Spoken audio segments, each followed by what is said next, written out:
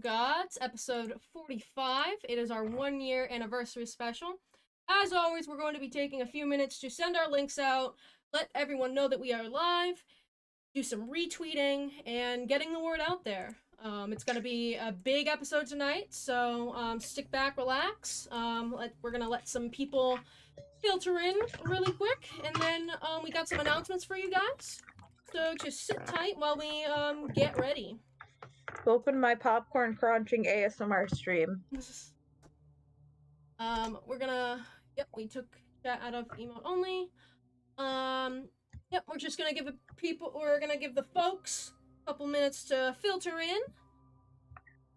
I'm so excited for tonight. I don't know if you can tell, but it's been 1 year of DoGsCast. It doesn't feel like it at all.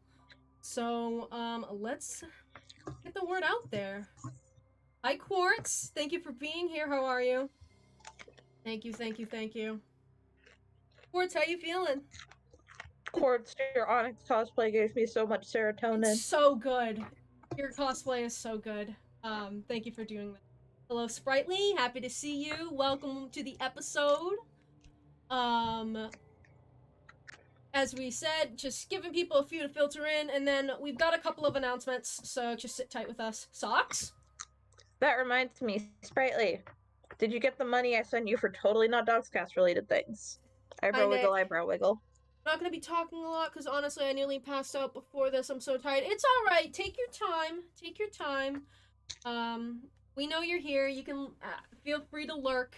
We appreciate you being here, no matter what, so thank you. I forgot the purple nose and the bandana at the con. I'm a disgrace. No, you're fine. No. Absolutely not. Don't say that. Didn't know you sent it. Let me go check. Rightly. Well then. But yeah. We've been Penisburger. Thank you, Sam. Yes, I did. Cool. We've been doing this song and dance for a year now. Our actual anniversary is tomorrow, but we're celebrating it a bit today, because it's a Monday, it's a DoGsCast Monday, so, thank you guys, whether you've been watching for the whole year, or you've been only watching for a couple weeks, or a couple months, or whatever. We appreciate you all, and thank you for checking us out, and being our friends, and hopping in the chat. We really appreciate it. Colton and Sam, my beloveds. Thank you, Lynn. Yep. And doggy cats. And doggy cats. Okay. You okay? Yeah. Yeah, it's happening. It's happening. Do we want to get into some of our first kind of announcements? First off, the anniversary merch is here. We do have anniversary merch. I'll put the link right in chat real quick. Give me a second here. Nope. So we have some new designs in the merch store. Quite a bit. Where are they? There's a notebook for the TTRPG, just called My Notebook. There's the full cast crop top. All my friends crop top. The water bottle. The water bottle looks really cool from what we can tell. There's the All My Friends shirt, which I almost uploaded as saying all my friends shit. We have a Khaleesi design that's going up. Yep. The Visit Khaleesi shirt. The Visit Khaleesi big poster. The Visit Khaleesi mug, sticker, notebook, towel. Because, you know, why not? I don't know, I just put it on a towel. It looks kind of cool. We have Raz merch, finally. Yep. Raz gets a special piece of merch. That bitch has been around forever. He deserved one. He deserves it. He deserves it. We have the 1 year of DoGsCast banner made by Lucio. It looks so good. It looks so good. There's the sticker. There's another mug with the banner on it. There's a shirt. There's a pillow. The pillow actually looks pretty good. The pillow looks great. I want the 1 year of DoGsCast pillow so bad. It might go on a couple other things. I'm going to play around in the merch store and see. So is it a small pillow or is it a body pillow? It's not a body pillow. It's like 20 by 18, maybe? 20 by 12. 20 by 12. Good. You know, let's bring back that meme. DoGsCast body That's- pillows when? That's still pretty big. That's still a decently sized pillow. Yeah, that's cool.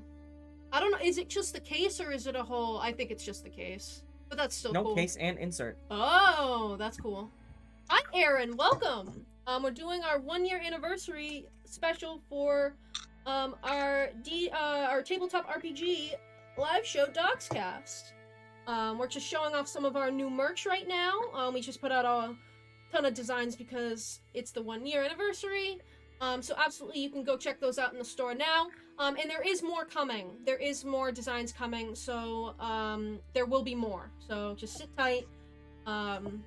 But this is what we got now, and we also are keeping some of the designs that we put out in July still for a little bit longer, which includes Onyx, Matsuku, Day, and Praxis.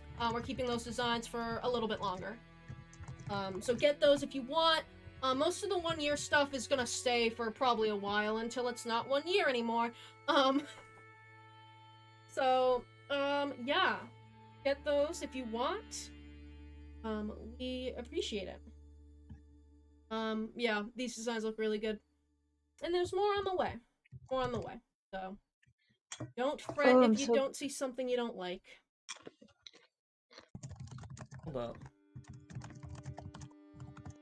Hold up what? Hold on.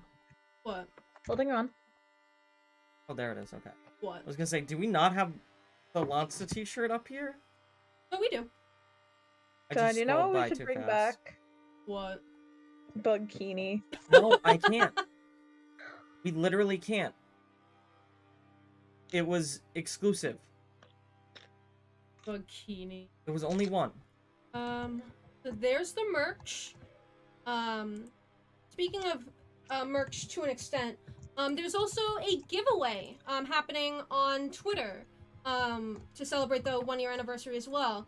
I made these little acrylic charms of the Pentkillian, which is the religious symbol of Velstrana, and I made little charms of it, and we're giving away 4 of them on Twitter. All you have to do is retweet. There's the link to it in chat right now.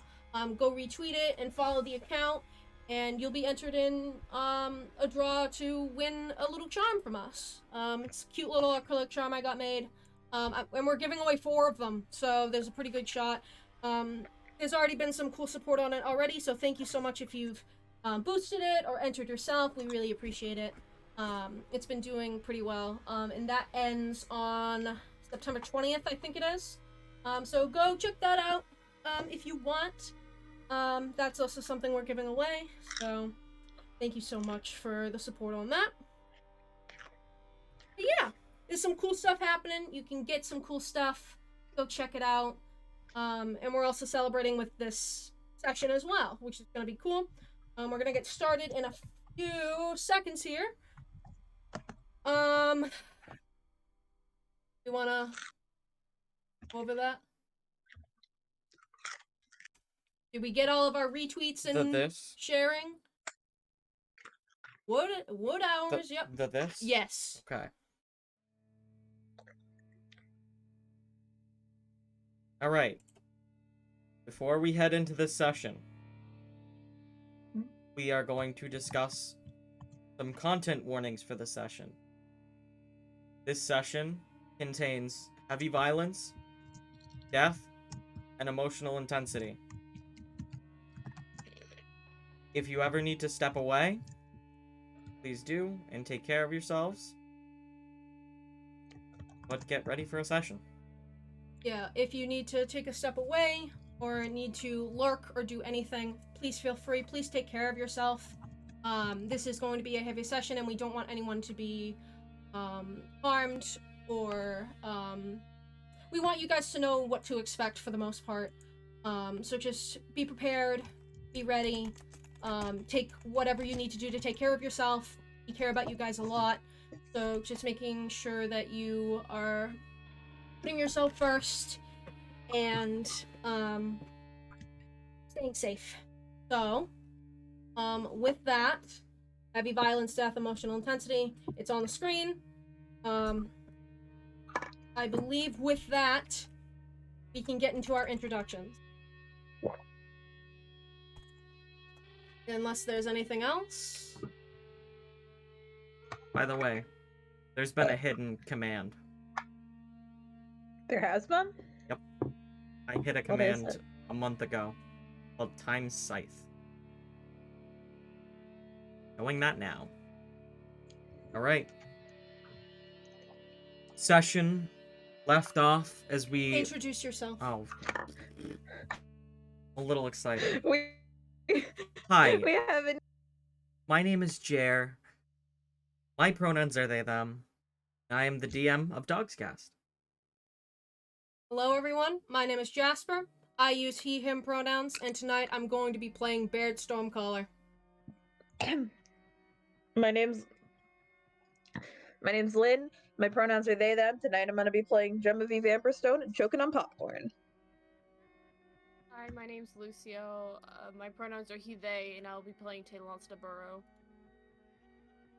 Hi, I'm Tyler. I use he, him pronouns, and I'm playing Wood again. Right. Lynn, do you want to do a quick recap for us, please? Yeah, let me drink some water, because I've... Take your time. We love you. Back it in. Take a deep breath. Oh, 1 second. Let me take my glasses off so I can smack some sense into me. Alrighty, here we go. So last episode's DoGsCast. So I don't entirely remember where we started. Okay, I need to not look at chat so I can do this. So last episode, I kind of don't exactly remember where we started. Oh wait, yes I do.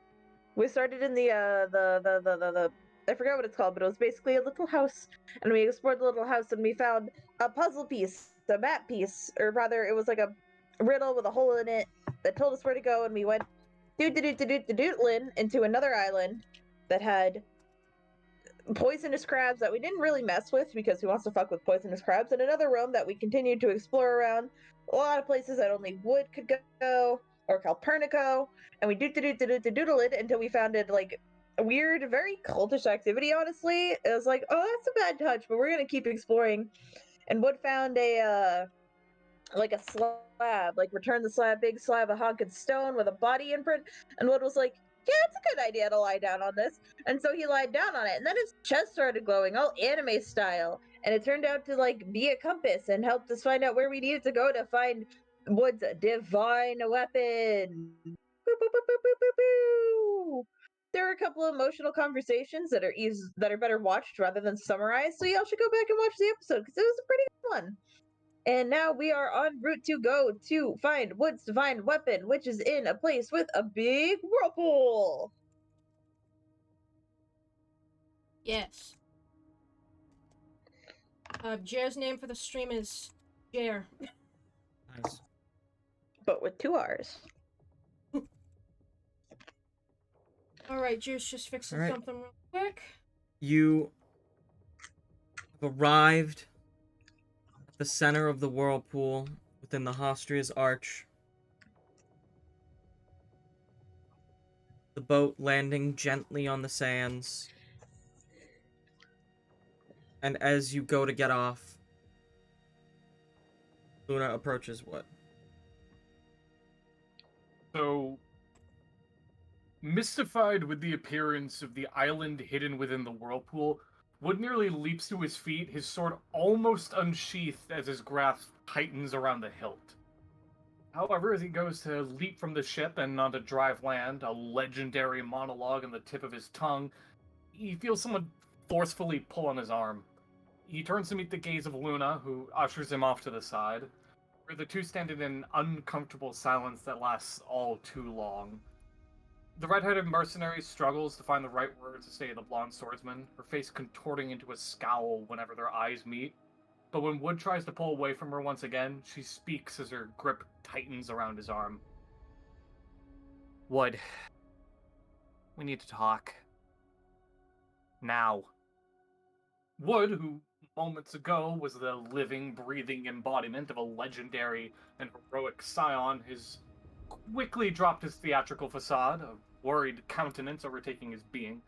He tries to pull away once again, but Luna's grip tightens and she pulls her arm more forcefully towards her once more.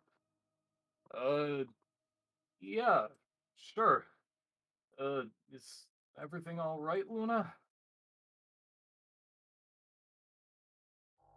Her grasp on his arm loosens a bit, and she steps back as she tries to gain her composure. She turns to face him after a long minute, but she doesn't look him in the eyes. I'm not going to pretend that I understand what's happened in the past 10 years since the last time that Azure and I spoke with you. She gestures at everything around her. The other members of the party that stand not far from the two of them, the hidden island that rose from the whirlpool, and Wood himself. I didn't imagine any of this when Azure and I agreed to help you. And honestly, Wood, I don't want to know. Luna's eyes meet with Wood for the briefest of moments, but she quickly shifts her gaze elsewhere once she notices where she's looking. Back to her feet, over at the horizon, anywhere than having to look him in the face as she continues to speak. But after this is all over, you need to come back home with us. Just the three of us. Wood kind of sheepishly rubs the back of his neck, his stare shifting away from his childhood friend and towards the other members of the Shepherd party. He lets out kind of a nervous laugh as he turns back to face the twin-tailed redhead. Listen, Luna. I'm a hero now. I can't just... Before Wood can say another word, he's met with a forceful punch to his shoulder from Luna. With every word that she speaks, she seems to be that much more upset, all that much closer to being on the verge of tears. Are you even listening to what you're saying anymore, you idiot? You've been away from home for 10 years, Wood. Off of some boat with a bunch of weird strangers from nowhere on some stupid mission. Do you know how much I've missed you since you've left? How much Azure has missed you? What about all those promises that we made when we were kids? How we're always going to be together? How it would always be the three of us, following our dreams and being heroes, like you said. I followed my dreams of becoming a mercenary because of you, Wood. I became who I am because of those promises. Azure followed his dream of becoming an entertainer because of you, Wood. And even gave up on it before you took a break from your little game of make-believe. Does none of that mean anything to you? She stares at him directly in the face at this point. And what about your parents, huh? And at this, Wood seems significantly taken aback at the mention of his parents, kind of defeatedly sinking further into himself as she berates him for his extended accents. I can't even begin to imagine how they must feel about all of this. When was the last time you even spoke with them, huh? Do you know how often they ask about you, Wood? How many times Azure and I have stopped in Amara and have Liz ask about if we've seen or heard from you? And every time having to see the look of sheer disappointment and sadness on your mother's face when we tell her that the last time she spoke with you was the last time that we spoke with you? Or the amount of times we walked in on her tearfully praying to the gods for her son's safety, and that he someday returns home to her? And what about Vic, huh? The amount of times that we've run into your father along that old boat of his? I haven't heard him sing a shanty or tell a story, even so much as laugh in years! You wanna know why? He jabs a finger into his chest. That fire in his eyes died the day that you left. Wood Taiji. Frustrated, she angrily wipes at the tears forming in her eyes. When this is all over, the three of us are going to have a serious conversation. About you. About us. And she tightly grabs at his hands and pulls him close enough that their noses are almost touching. Promise me. Wood has gone dead quiet at this point, struggling to find the correct words to say, uncertainty in his every motion. After a solid minute of watching him wordlessly stammer under his breath, she releases him from her increasingly tightened grip with a kind of a huff. Whatever. She turns on her heel and struts away from him. Azure, who's been observing this private altercation between his two closest friends, darts over to Wood and places a silent, reassuring hand on his shoulder. The two's eyes meet, and with a quick, uncertain nod between the two young men, Wood begins his departure from the World Wrecker. Right. Oh, I just have one last thing. He turns back to face Azure and Luna, trying to find the right words to say to them, but is met with a flippant wave of Azure's hand as he turns to follow after Luna. Go on. We'll be right behind you.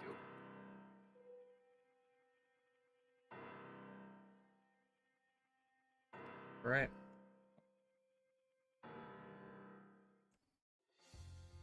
Party, all taking their steps off of the boat. Calpurnico strutting to the front and leading the party just off the far center of the island from where you are. Stops in place, and you notice the island is empty.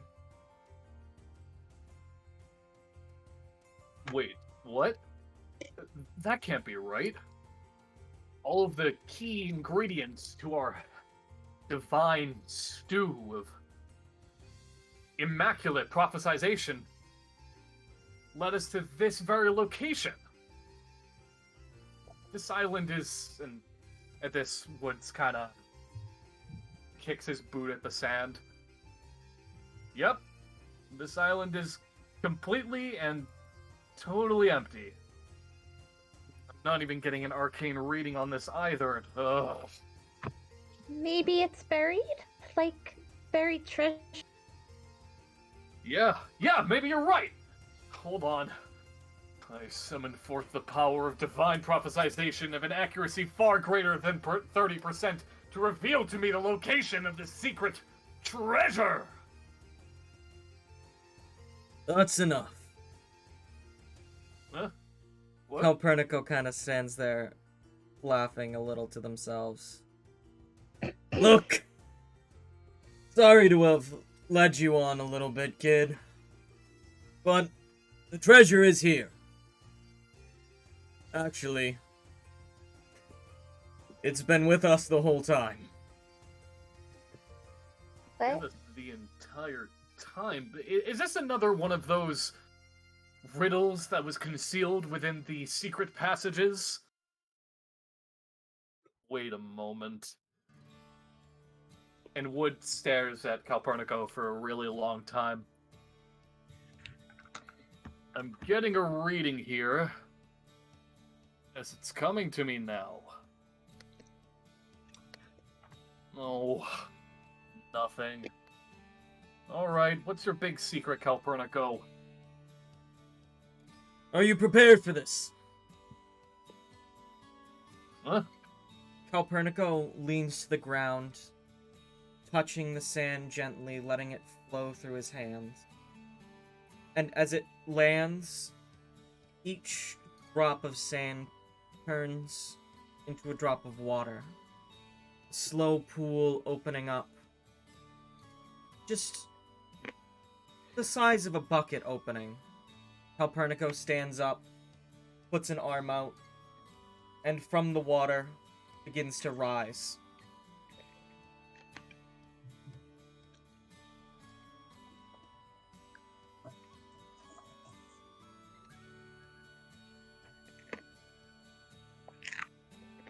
This is what you've been looking for. Whoa! Talk about your sacred relics of ancient times. And hold a moment, you said this was with us the entire time? But that's impossible! Concealed within the ocean's depths? Why, I command these waters by my very will! To think they would betray me and, within their infinite darkness, usher forth such a sacred relic! They did not betray you. They merely kept my secret. Your secret? See, I left this all some number of years ago. Divine test. To see who would lead on after me. Lead on after... Wait. Calpurnico Wait. holds it out to you. No, wait. Hold on a moment. This is a lot to take in. You're telling me that you're the chosen wielder? Well, who else would it be? Have you seen anybody else around here? Plus, I'm holding the weapon. What? Why the elaborate puzzles? Why me? The puzzles are so I can know you. I wouldn't go trusting my precious weapon to just anybody, would I? The weapons, they become a part of you. An extension of your soul and who you are. It's your heart. I couldn't hand a torch like that to just anybody. I needed to know who I would pass on to. And you're entrusting this divine relic, this sacred weapon, and at this point Wood is approaching it with trembling hands and kind of clasps his fingers shut just as he's about to wrap his hands around the weapon. Am I truly worthy to call myself a hero? Well, I certainly think you are. Wood spins on his heel real quick to face away from everyone, gives a quick fist bump to himself, just a very under his breath. Yes! Spins on his heel again, back to facing everyone, completely serious. I humbly accept your offer, Calpurnico. I shall wield your chosen weapon as a scion of legend. And at that, Wood takes the weapon in his hands.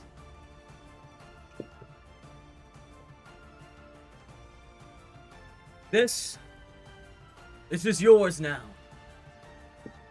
My own weapon. Wow.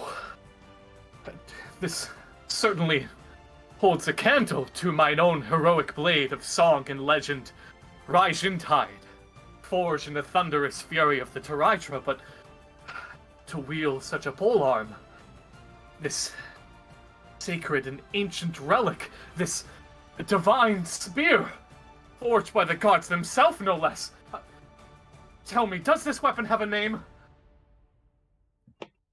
From what I've seen, and from what it has communicated to me, its name is Paramecium. Paramecium? Paramecium? That's... I'll work on it, but it's a good name for now! It has its reasons. See that central orb? Yes, I can see the orb. That holds the life of water itself in it. It comes to life when you need it, and forges itself into its own liquidy blade of whatever you desire, be it polearm, sword, or axe. Paramecium is by your side. The water of life that I can mold to mine own choosing. That's... And Wood kind of steps off to the side for a moment.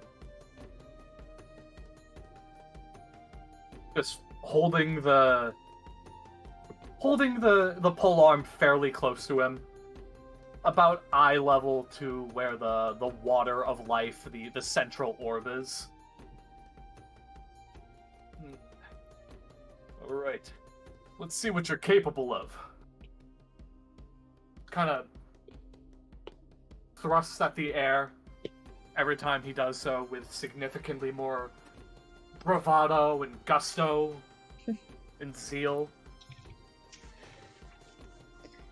Alright. And now, undergo divine transformation from polearm to sharpened blade head. I call upon thee. Water technique. I'll work on a name. Eyes. It Does it change? sputters for a moment. Hmm? It sputters for a moment, and a little stream of water pours out. It can be a little touchy. You may be able to choose what it shapes to. However, it takes a little bit for it to choose you. But I trust that it will choose you shortly. Just as I have. Thank you, Calpurnico. I am honored that one who treads far across history's sagas, such as myself, has blessed me with the opportunity to wield such power. And listen, Paramecium! Heed your new master! In time, we shall become inseparable, an extension of mine very being! The amount of special attacks that I'll be able to call forth... Oh. The inner machinations, the internal enigma of the deep-sea scion. He rages to think of new techniques, new legendary moves. You and I shall be acquainted. O mighty polearm of the ocean blue. After a couple minutes, if anybody wants to talk, I'll give that moment now. Jem walks up to Wood, smiling. That's incredible that you got your divine weapon like that. It seems pretty tough. And she, summons her shield on her wrist. Did you want to give it a try? You are sure of this? I am but a new master in the art of the sacred polearm. To test your might against your stalwart shield is... Well, it's an opportunity that I find hard to pass up on. Yeah, I think I can take one hit at least. I just want to, I haven't had a chance to use this very much. And you just got yours, so why not? All right. I've got a special attack in the works just for you, Genevieve Amberstone, O crystal contortionist! Now, villain, face my wrath! And he kind of lunges back with the pole. Wood Taishin! Polearm technique! Raging Typhoon style! Atrocity! And just lunges forward with the spear. She lifts Striking. up. Oops, sorry. Oh, no, keep going, keep going. I was just gonna say she lifts up the shield, ready to try and parry the blow.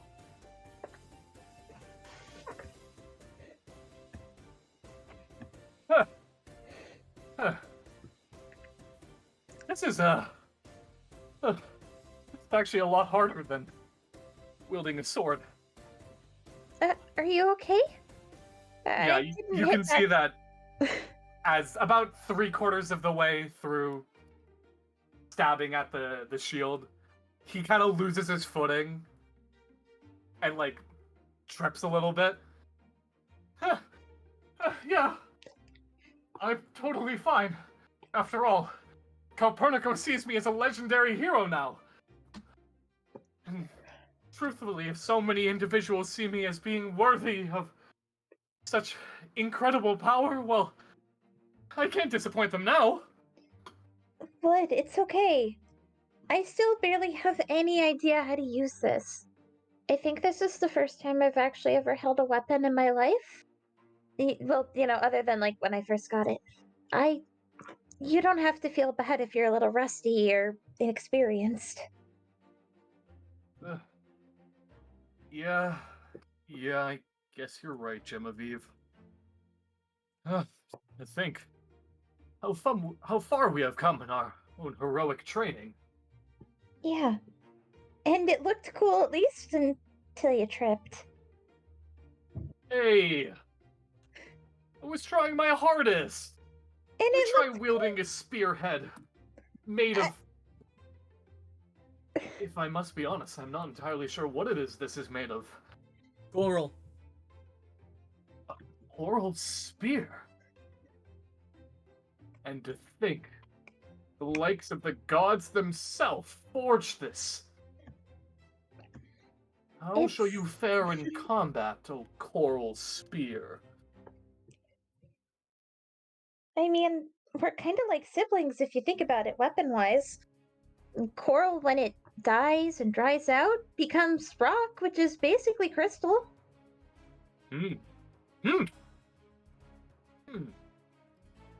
The potential for special attacks between my polearm and your shield only grows by the minute. This will require further experimentation in the midst of our heated heroic training. Definitely. But fear not! With Wood Taijin and Genevieve Amberstone at each other's sides, no foe shall feel! No, all shall... I need a minute, Gem. Oh, I think I got one for you. No one will be able to resist the crystal tide. The crystal tide? That's... That's actually really good, Gem. Clearly you must have taken a page out of my book. Or maybe Calpurnico's for that matter. But... I must rest for a moment. This has all been a lot. No, definitely. You rest up. I just wanted to, you know. It doesn't take a 30% accurate prediction style for me to truly understand your intentions, O Crystal Contortionist. Wood kind of plants himself down in the sand in a meditative position as he holds the weapon in his arms, kind of just running his hands across it, just kind of poking and prodding at different parts of it. After some time, you see Calpurnico's face turn dire and lift a nose to the sky. You may not have long to rest. Seems that battle comes our way. Battle? No doubt those cultists, I'm sure. That Wood springs to his feet and bolts forward. Ha! But with such immense power at our side, and a stalwart battalion... And at that, he kind of pierces the ground with Paramecium and strikes a very theatrical, over-the-top, ridiculous-looking anime pose. I'd like to see them try cross blades with the deep-sea scion, the ocean's black pearl, the star sphere himself! After a few moments, seconds really, large fabric-looking pillars shoot from the ground, similar to the ones that took the cultists away in the first place.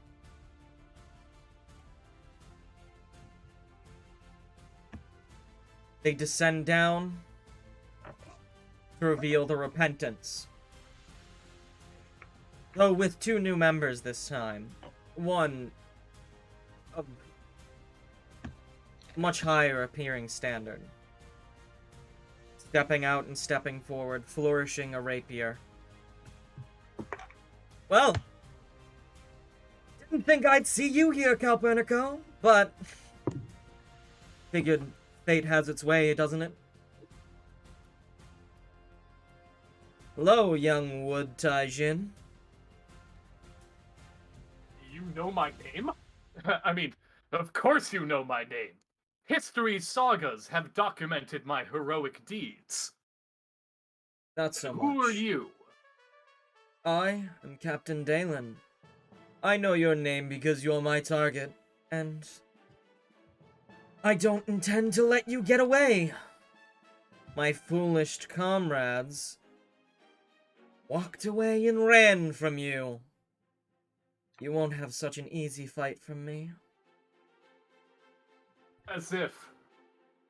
To me, my stalwart compatriots, my league of justice.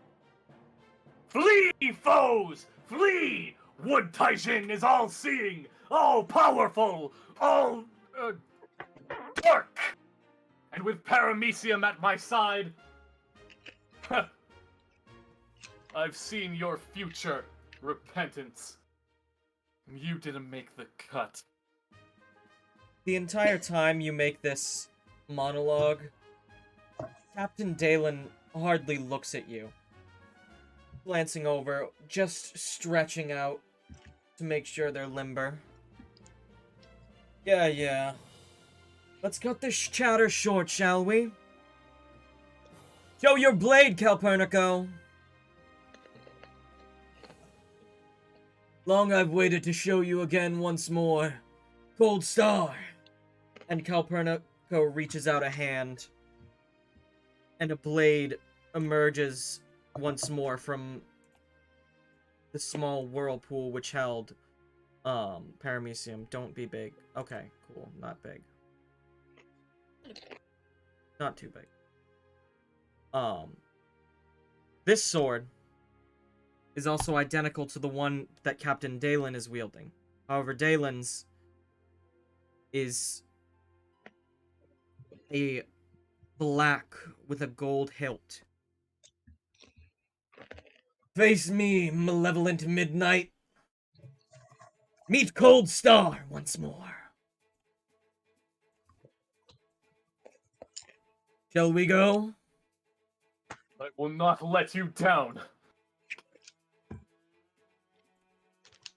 Roll Alright. initiative? We're gonna roll initiative. Alright. I'm gonna use real dice today. Okay. Never used these dice before, so that's a borrow 12. I feel like I'm gonna Thank you. sneeze. Can we, when you're able to, can you? Yes. Yeah.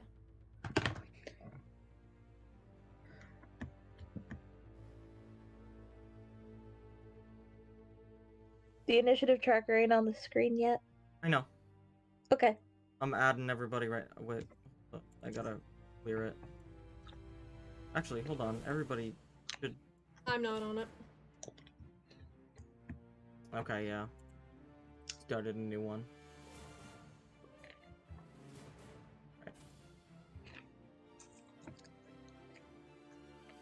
For August, it's September. Yeah, I left that up because there's a specific meaning.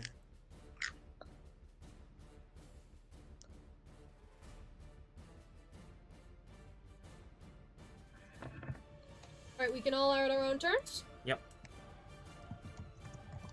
Don't let me. Because I don't think we can add a turn. We can just click it in. Oh, it's there. Okay. No. Try double clicking it. Right where the 0 is. Yeah.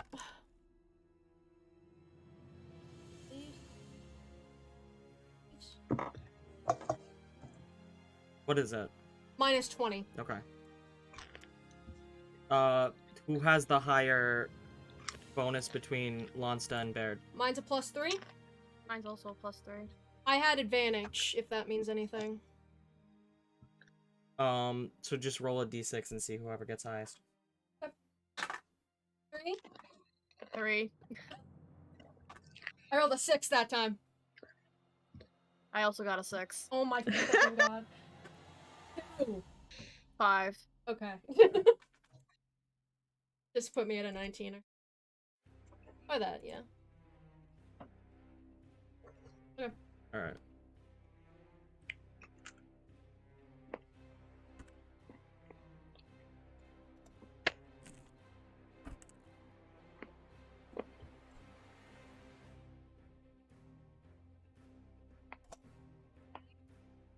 Alright, just give us a minute here.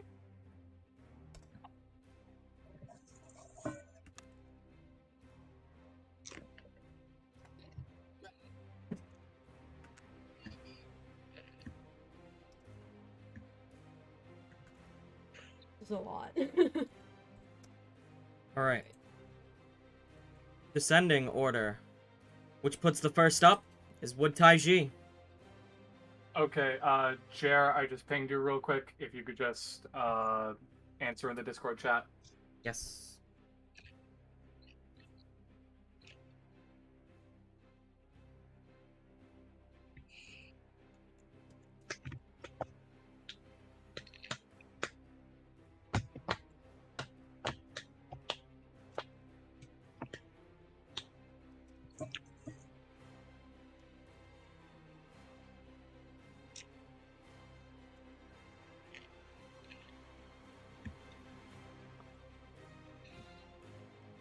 So how about that airplane food?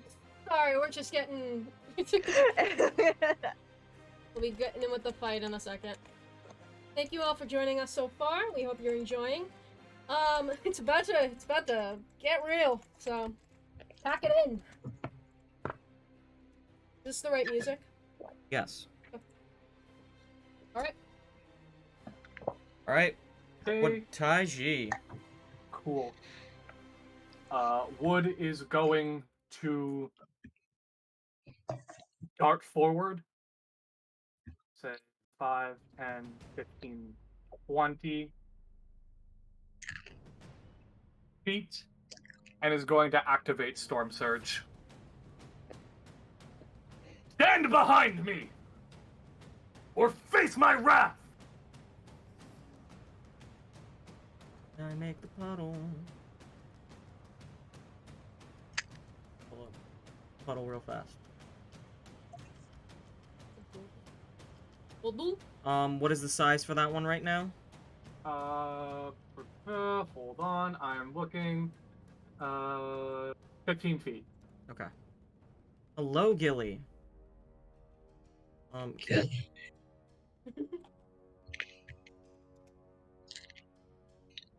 Hello, Gilly. Welcome to the 1-year anniversary episode of DoGsCast.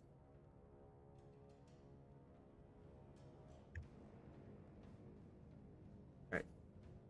That one's not transparent.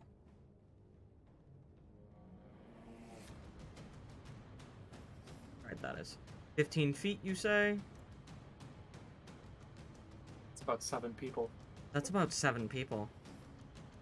That truly is. About 7 people. Yeah, that goes to the end of it. Okay. Yeah, it's about that. Yeah.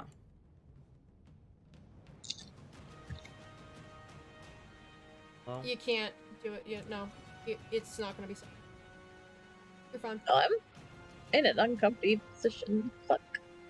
I can move a space to the right or left. if no, need you're be. good. Alright. It fits now. Why didn't you just make it an aura? Because Oh, good. Sorry, I'm sorry. That I'm not I brain sure how to put that one on right now.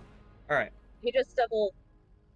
I'll And write it up. I'm just gonna wait there. Alright. It is Lonsta's turn. Oh boy. Talon's is gonna move first. I think it was right here. Hold on. Nope. And after that. And Taylonsa is going to put out 4 clones, All right. which That should is all have the max 35 number, health. correct? Yep, that is the max number. It should have all You go. 35 health.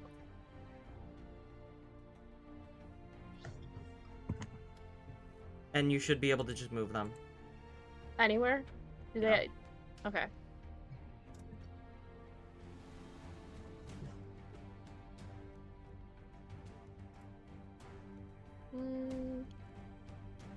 Oh, that's the real Taylonsa. Yeah, keep track of the real one. Maybe put a little sticker or something. I can tell by the health pool. Oh, okay. Oh, wait, why do you have...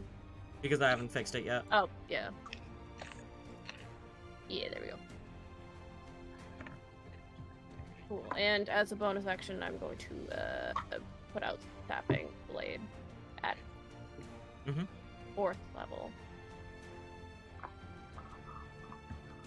Whoa, thank you for the 400 bits, Kelly! Thank you for the bid. There is no wheel tonight because smiles at you. But thank you for the bits, we But thank you appreciate for the it. bits. Alright, and that is your turn, Lonsto? Yep. The blade apparates in the hands of all 5 Halonstas. And Captain Dalen is first to go up. And just saunters right up to you. Right up to the first clone that is out. That is going to be a... I have my thing.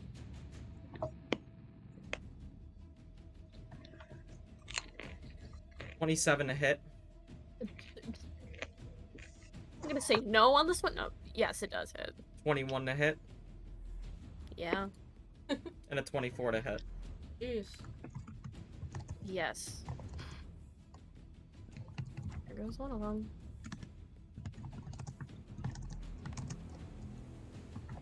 Dealing 21... Oh, hold on. Dealing 28 points of damage. I will type it in. Or, As okay. Dalen just... One arm behind the back, swiftly flourishes the rapier, just cutting off one of the shadowy arms, dropping it to the side. Is this really all you have brought before me? I was hoping to see better. Watch your tongue. I won't need to watch it. Aaron's turn. Baird is bomb rushing. He is dashing 85 feet up here. He can't take an action. His movement speed is 50, so he's taking the dash action. And he's just gonna hold there. Okay.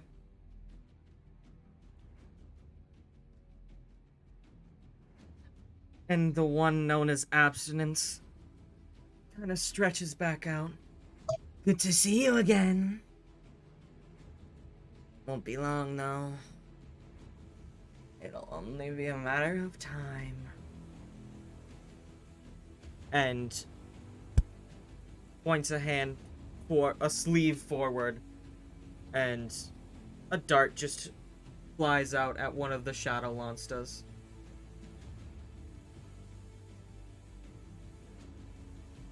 That's a 13 to hit. Doesn't hit. So it just passes straight through.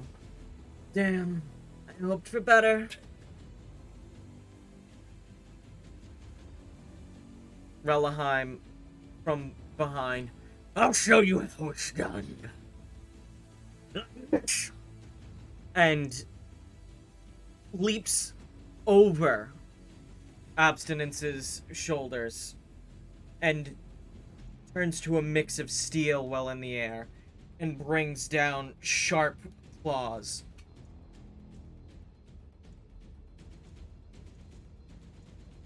A 17 to hit. That hits.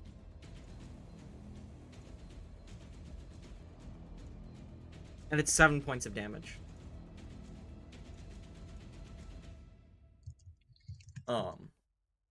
It just scratches directly through, not leaving a mark. Huh?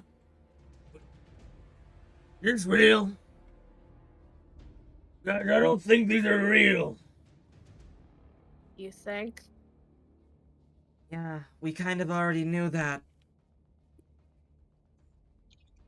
Yeah, I'm a beeb. So I forgot. Can I throw my shield as a attack? Yes. Okay. I didn't have that written down for some reason. So I'm gonna run actually up here. And what's the range on it? The range is, as of right now, 30 feet. You know, this one fucked me up before. I'm gonna attack.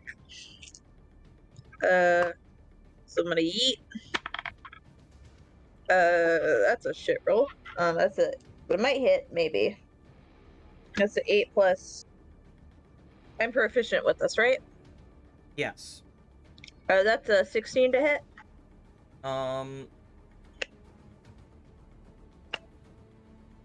Yeah. That hits. Yeah, I had it written somewhere. How much does the shield do again? D6. D6, okay. Just 1d6? Yep. Alright, so that's a total of 4, 5, 6, 7, 8, 9. That's 9 damage on the first hit. Does it come back to me, or is it just vibe there? It comes back to you. I'm just gonna throw it again. I am Captain America. Careful of your another mic. Careful of your mic. What? Be careful of your mic. It was doing the thing again. I'm on my computer mic. Well, I got a 16 again. Alright, yeah, that hits.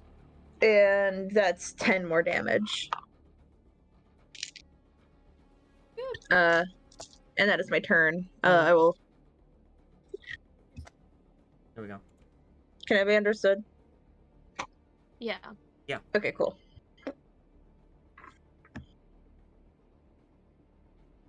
That's it? Yeah, that's it. That's all I'm gonna do. I'm gonna save my key points. Luna! Luna is going to move into the storm surge with where Wood is.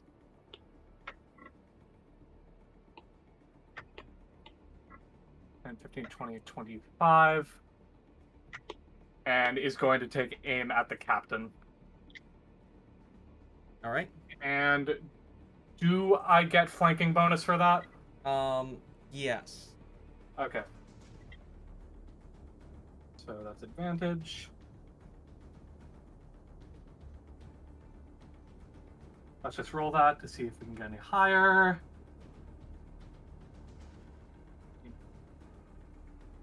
24 to hit. 24 hits.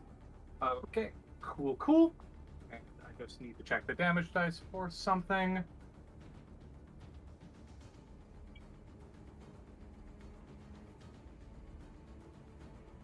She's attacking with a longbow, so that is a D8.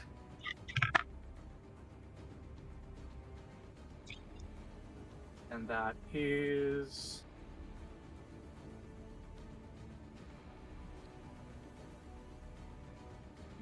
That is 15 points of damage. That's good. And hold on, I just want to check one more thing.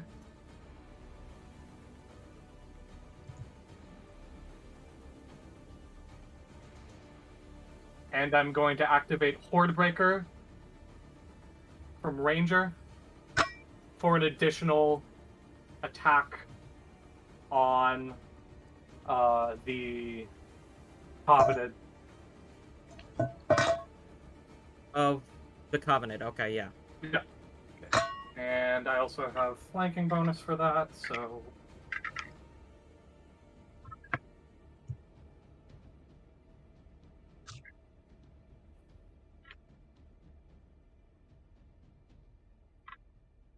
A natural 20. That'll hit. Okay. And rolling. Hold just a moment.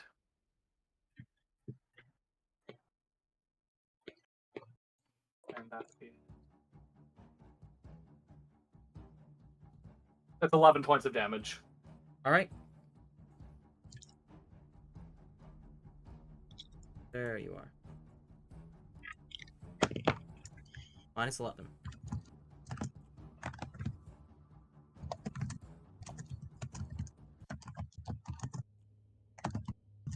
All right. Azure. Sure is. I just need to quickly check something. Hold for just a moment.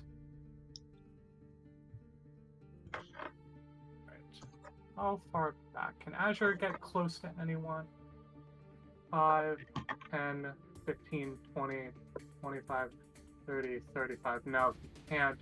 So he's just gonna position up next to Wood and give him inspiration. Alright. Okay, so just need to check the inspiration for a bard at this particular level. And it is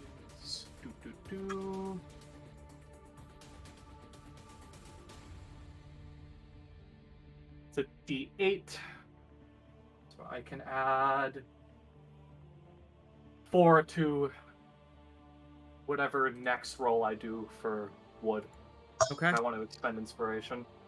Okay, that's Azure's turn. It is Ezekiel's turn, and Ezekiel is going to rush up to Baird and pull out a sword and make 3 attacks very quickly with it. That is going to be a 21, Hits. 19, Hits. and 22. Hits.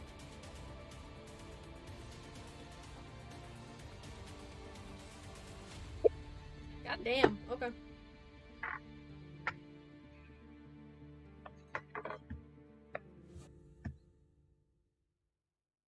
It's going to be 30 points of damage. Alright. As this long sword just slices across your skin.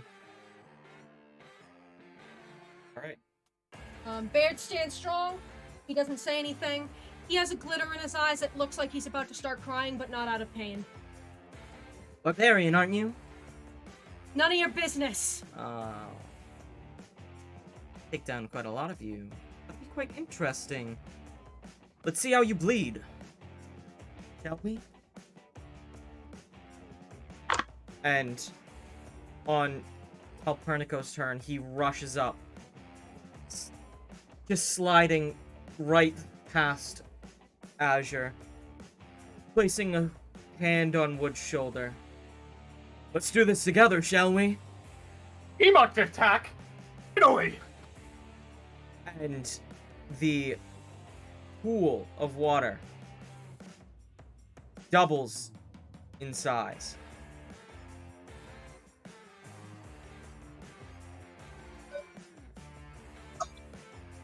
Oh, and then some a little. Grows quite huge.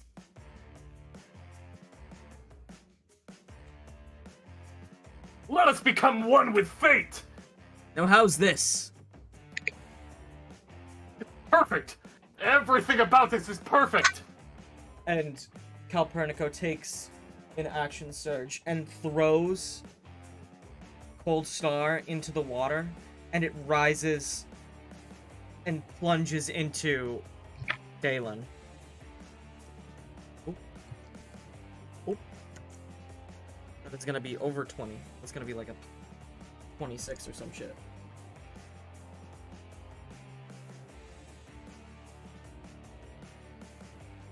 Oh. It's gonna be 14 points of damage as Cold Star emerges from the water and stabs directly into Dalen. And then falls back into Calpurnico's hand. You'll do this too someday, kid. If only. Could I summon forth that power to Rising Tide? Ha! With a combination of Paramecium and the incredible strength of the Storm Surge? Ha! Mayhaps then I would be worthy of my title. of a legendary scion. Yeah, you will be. On Meruem's turn, they step back, pull out 3 small darts, and let them fly at different monsters. Miss. That's over 20. And that is a miss. So, the blue one is gonna get hit. For 5 points of damage from a dart.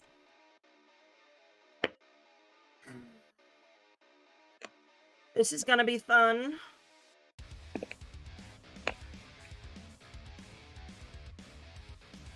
Whoa, Praxis up here. Seraphim walks to the side and enters into the water and lets their arms reach back and extend at Wood, ripping in and make a... No, it's an attack roll. Nope, it's not gonna hit. As these large tendrils come flying at you, you give Paramecium a little twirl and deflect them. Damn. Oh well. Alright, now we're in sync, oh my sacred relic! Praxis takes a run, because we love Praxis. Praxis is going to load up the 2 crossbows, take a shot at Meruem. That is a natural 20 and like a 25 or some shit. I have no idea. Nice. Praxis, it's moving. Good for her. But it's only gonna be about 6 plus 9 damage. 69. And it is Wood's turn, and Tyler, I gave you a little message in the Discord. You haven't Okay, seen let me just take a quick look. Ba-ba-ba. Okay. Thank you. which would be now. Alright. Wood runs up to the cultist. Actually, no. Wood's gonna go straight for the captain. Right. Behold! And Wood dips Paramecium down into the water, almost like he's rowing with it like an oar. Behold! A new sacred technique in the ever-growing manuscript of divine heroic justice of Wood Taijin! Emperor style! And when he brings it up from the water, it's no longer a polearm, but it's the head of an axe. It's gonna be a D12. Raging Storm!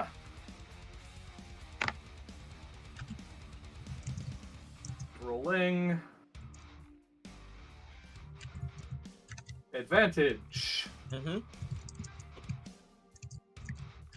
That is a 22 to hit.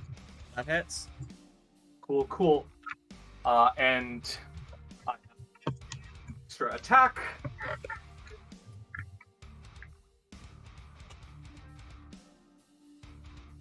Flanking advantage.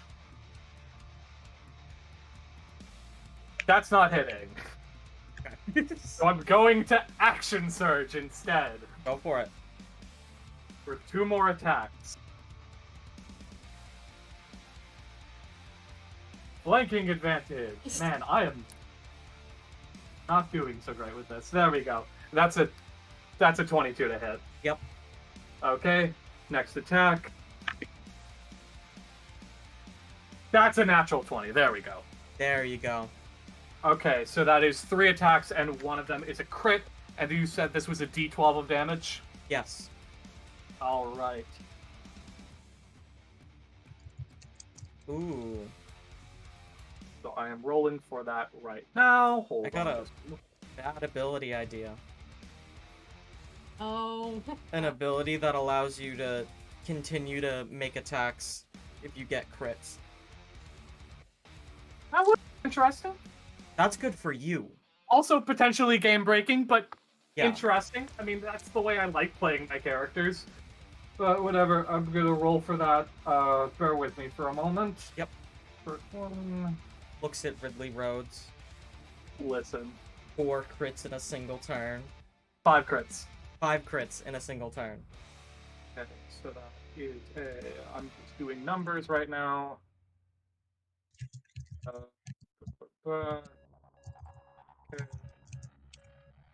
So that is.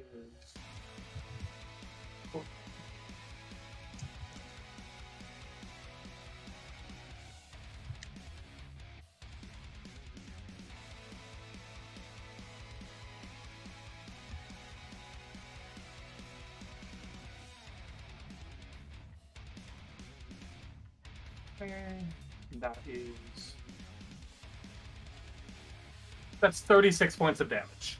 That is clean. Oh. On the third strike, the one that's a crit, Wood tosses Paramecium into the air, lets it spin for a moment, and then spins with it as he brings down the axe. And as he spins, he's just... That's the way to do it, boy! Wood boy me Bob. Wood boy me, Bob! You're making me proud! Calpurnico voice claim. Right there. Honestly, yes so. Yeah. Definitely, whatever his name is. Clancy Brown. Clancy Brown, yeah. Which leads us to Lance's turn. Oh. If I use Aura of Darkness, does all of my clones also, disappear? I mean... It's centered around yourself. Okay, so only I, like... okay. Then I'm not gonna do that.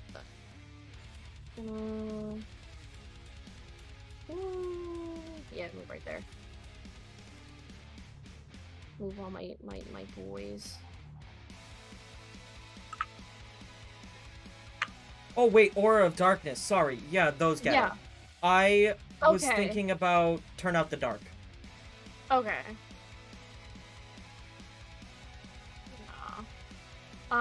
Then...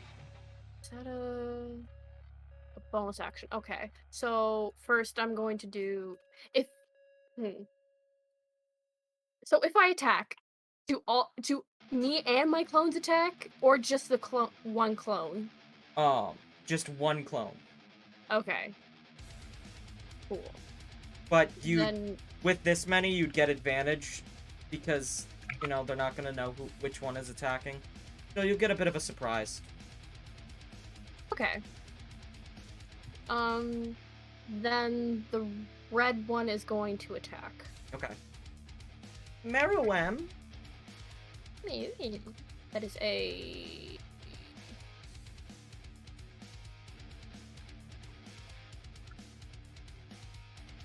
$21 to hit? Yep, that hits. Poggers! And that... since I did that at what level? That's gonna be big damage.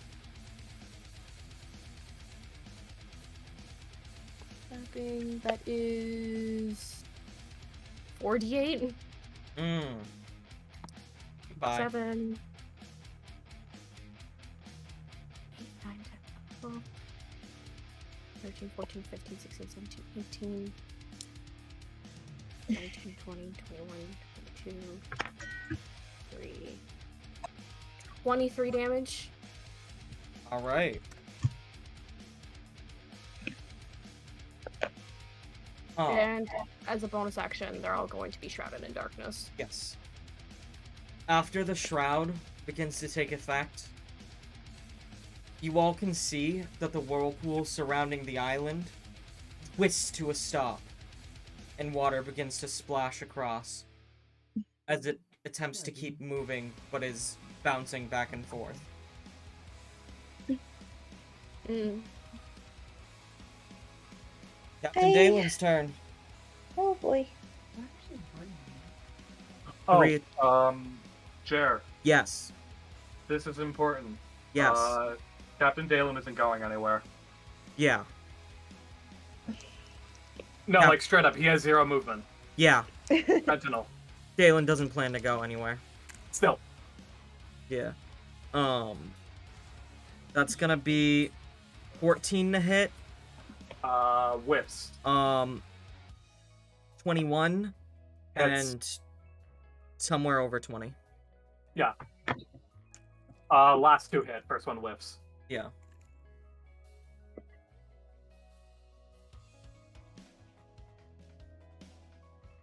And these are on wood. Okay. Only 12 damage. It's not that bad. I'll take that. Both dice rolls were 1. As Dalen just swiftly flourishing the rapier, making strikes against you. You're able to glance the first one away with Paramecium, but in that small moment of opening, Dalen lands 2 clean blows. Fair enough. Baird.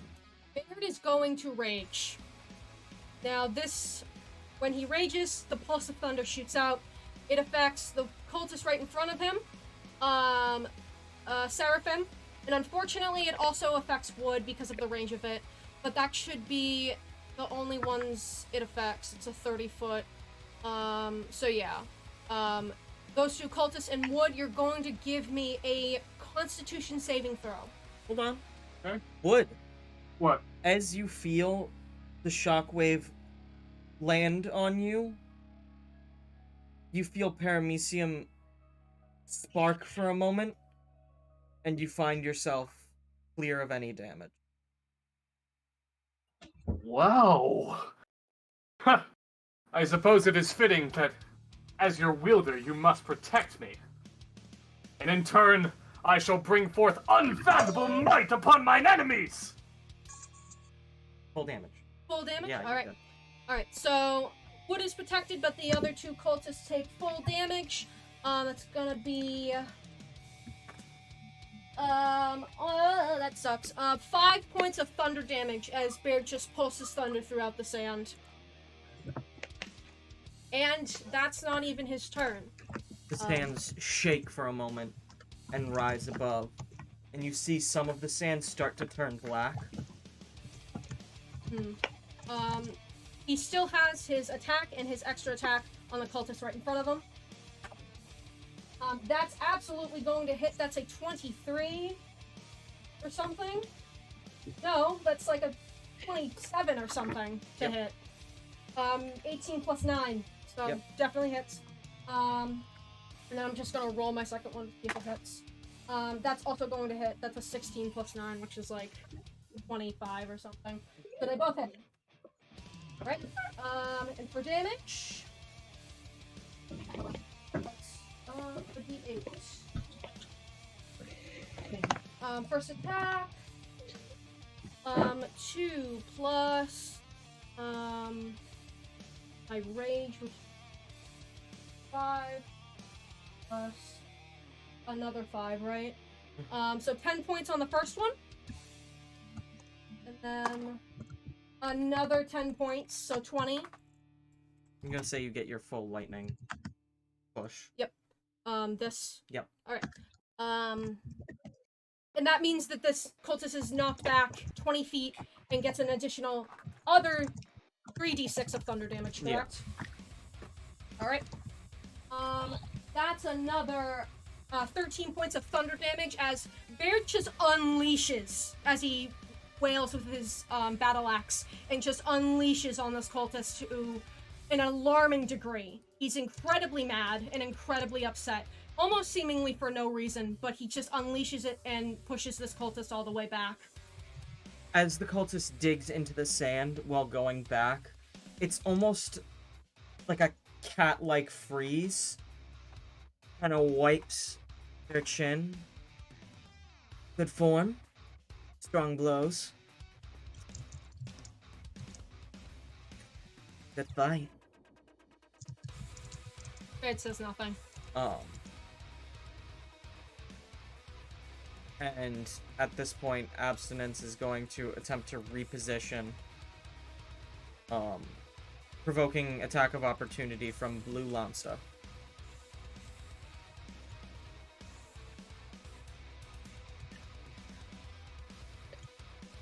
I don't know if those work. It just means you get an attack off. Okay, A that, melee attack, though. yeah. So the dart.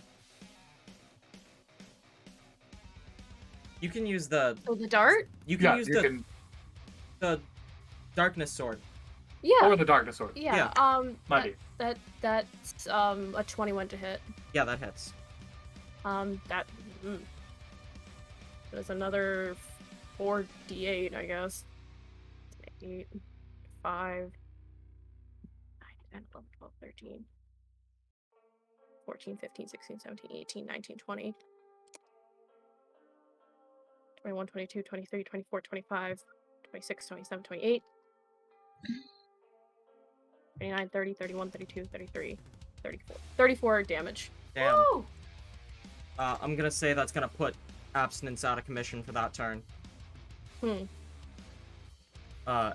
As they begin to try and reposition themselves by just blasting themselves back, and kind of just gets knocked onto the ground. As Relheim just goes, "What kind of a weak ass shit is that?" And is going to make attacks. The fuck is that? Oh, that's a 2.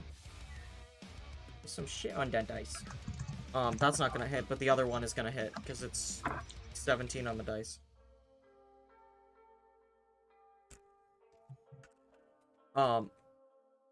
Wait, there's disadvantage. That's higher.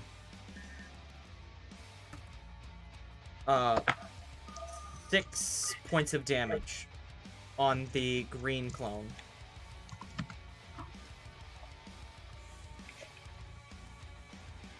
Gemevieve's turn. Alrighty. Sorry. Gem's gonna run. I'm on the wrong thing. There we go.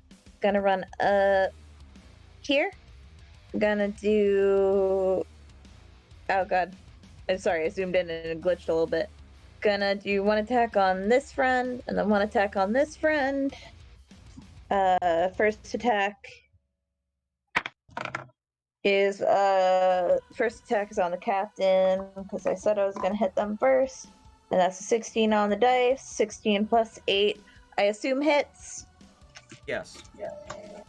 And I'm using my arms, my crystal arms, because we retconned that I did that last turn. Thank you. And that'll be a d8 of damage, because they are pointy. So that's 3 plus 5, that's 8 slashing damage on the first hit. And then I'm going to hit this friend.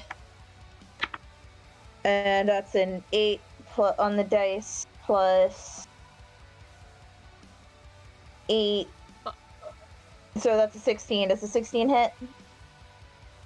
On the captain? On the puppy. On the puppy, no. 16 does not hit the puppy. Okay. Oh, the puppy has metal skin. Okay, that's fair. And I am gonna not action surge. What the fuck is it called? Windy thing. Flurry of blows. So that's. Holy shit! That's only 1 key point. I always thought that was 2. What the? Okay. Well, I'm gonna use 1 key point then, and I'm gonna do 1 more hit on El Capitan, and then 1 more hit on Puppy. First for the captain. Oh, that does not hit. That's a 6 on the dice. I do not think that 14 hits? Yeah, doesn't hit. And now 1 for the puppy. And that's a 5, so I whiff. Yeah. And that is my turn. Oh wait, wouldn't I have had advantage because of flanking? Yeah. Then I'm gonna try again to hit El Capitan. That's even worse. Do I have flanking on the puppy or no? Yeah. Because okay, then one more time for the puppy. And that's another miss. Gem got that one hit in and then just suffered.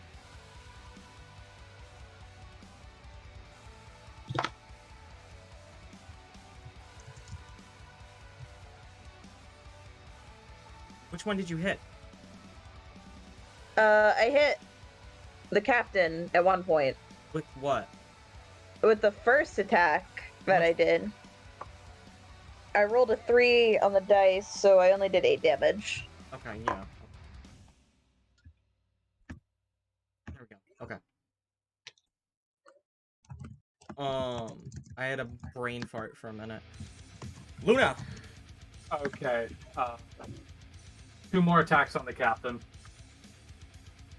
And that has flanking advantage. So... Flanking advantage.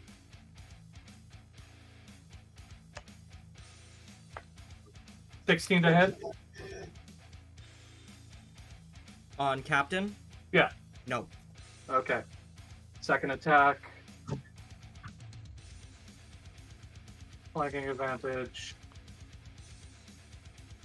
Yeah, those aren't gonna hit. Alright.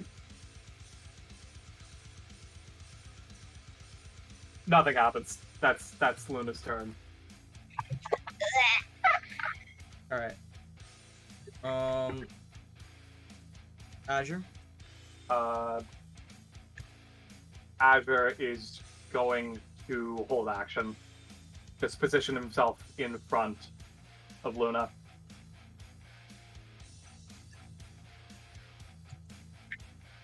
And that's it. That's Azure's turn. Okay. Ezekiel, who is going to run once more towards Baird, making 3 strikes.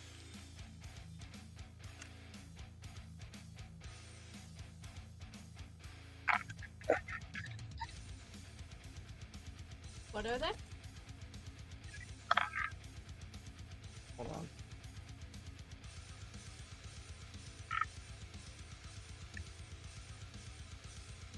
Alright, the first 2 are gonna be 14, Don't hit.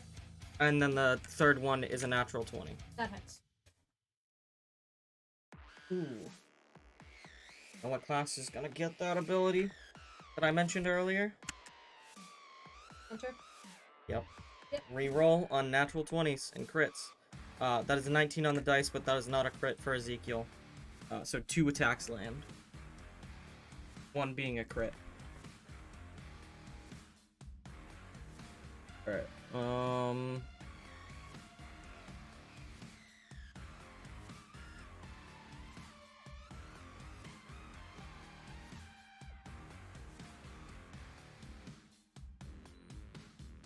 The first one's gonna be 15 points of damage. Okay.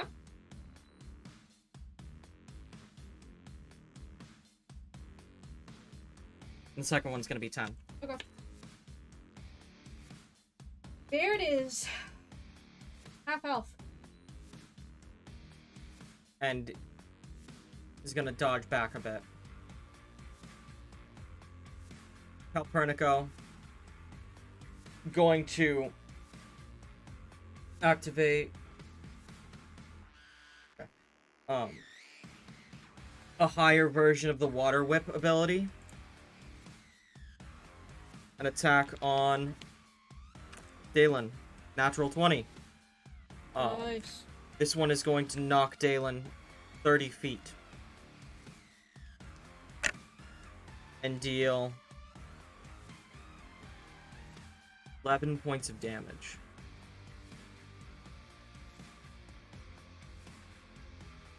Knocking Dalen way out here. That's called knocking it out of the park. Damn, so close.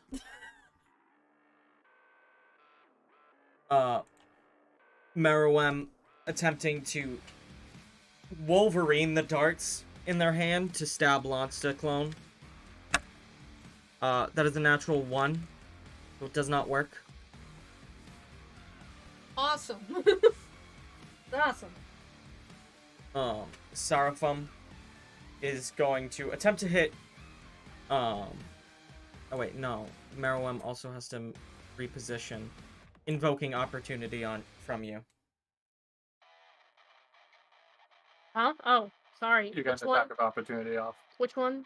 Red one. Red one. Cool.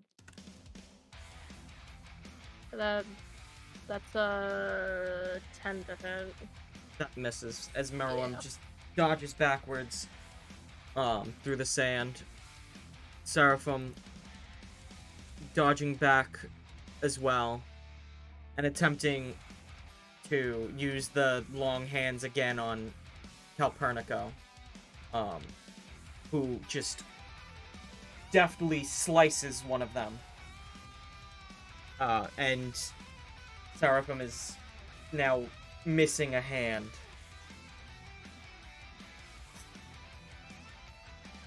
Why would you go and do that?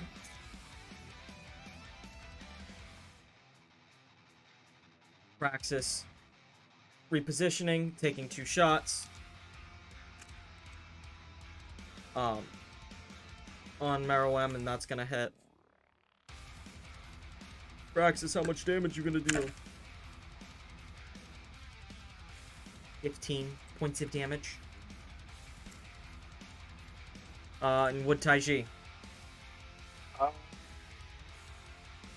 This is kind of difficult. Realistically speaking.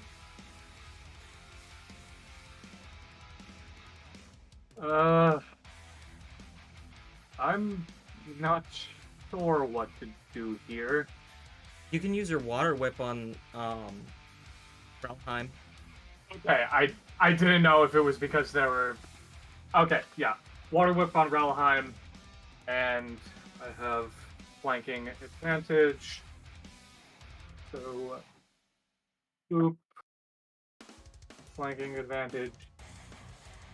Oop. Oh, okay. You have a kind of combo advantage, so you get to roll it twice. Okay. So obviously advantage.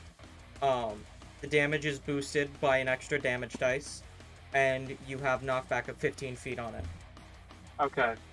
That's so I get to roll an additional time outside of flanking advantage? Yeah. Okay. Let's see if we can do any better. This comes from Yeah, you and Calpurnico. Would a 17 hit? Yeah. Okay, cool. Alright. And I'm rolling an additional damage dice, and the damage for Water Whip, let me just quickly pull that up. Increases by... so I can do 2d8, so I get an additional damage dice, so that's 3d8. Alright. Let me roll 3d8. Am I adding modifiers, or is this just flat d8s? Flat d8s. Okay. So that's... plus... 8 plus... and that is 12 points of damage on Valheim. Alright. 15 feet knockback, which way would you like to go? 15-foot knockback, let's just repel Valheim upwards towards the rest of the cultists. Alright. Away with you! Good job, Jer. Alright, Lansta. Oh boy. I sure hope this works. 'Cause... Okay, so Helansa is going to use Quicken Spell. Can I make Turn Out of the Dark into bonus action? With Quicken Spell. Quicken Spell would make your spell the bonus action. Okay, so... Okay, and can I use my bonus action first? Yeah. Okay, yeah, okay, then, yeah, so Taylonsa is going to... trying to make this work. If you're trying to get the bonus damage from Turn Out the Dark, you need to use that first. Okay. Because I the will bonus use... damage is an effect of that ability. Okay, so I will use Turn Out of the Dark first. And Yeah. it's daylight, right? Yes. Okay, so I have an extra 8d6 worth of damage on radiant spells. Yes. Cool. So Talonsa just gathers in the light around the actual Talonsa and is just a ball of dark around them now. 30 feet worth. And Talonsa is going to use Sickening Radiance. Which is 30 feet around an area. Probably around this one.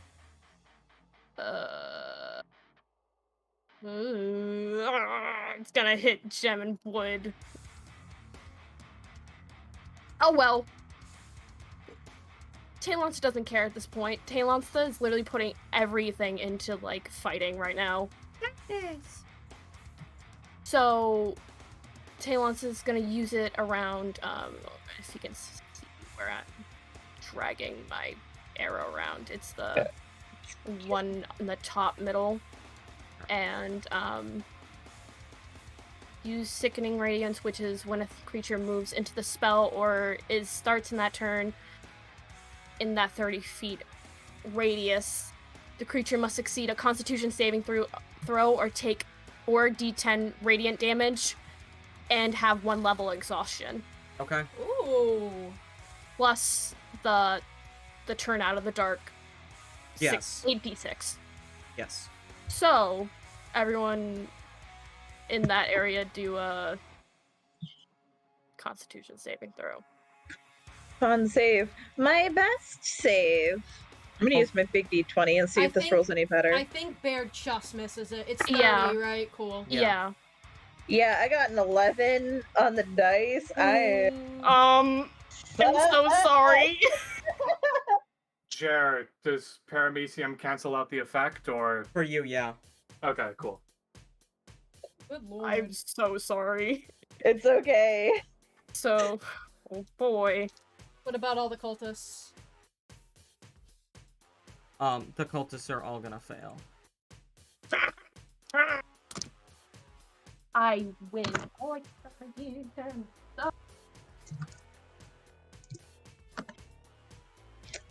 I'm just gonna keep trying different sets of dice until for one of them damage. likes me.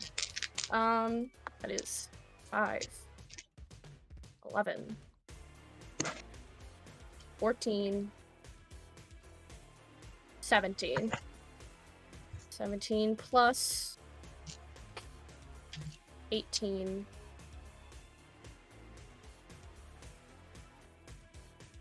22.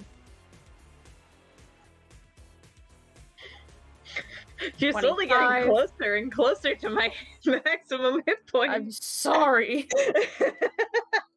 I lost my count. Or 25. You're I was at at 25. And I think I really rolled the D2 2 times. So 25. Are you adding 29. Hold on. No. What? Okay. 25. 29. The third one. 32 with the fourth one. 35 with the fourth one. 35 with the fifth one. 38 total damage. Holy fucking shit. That includes the 8d6 as well? Yeah. Gem is at 11 hit points. She went from 49 to 11 in Do one I add my turn. modifier to that? No, you do not. Okay. So that's 38 damage.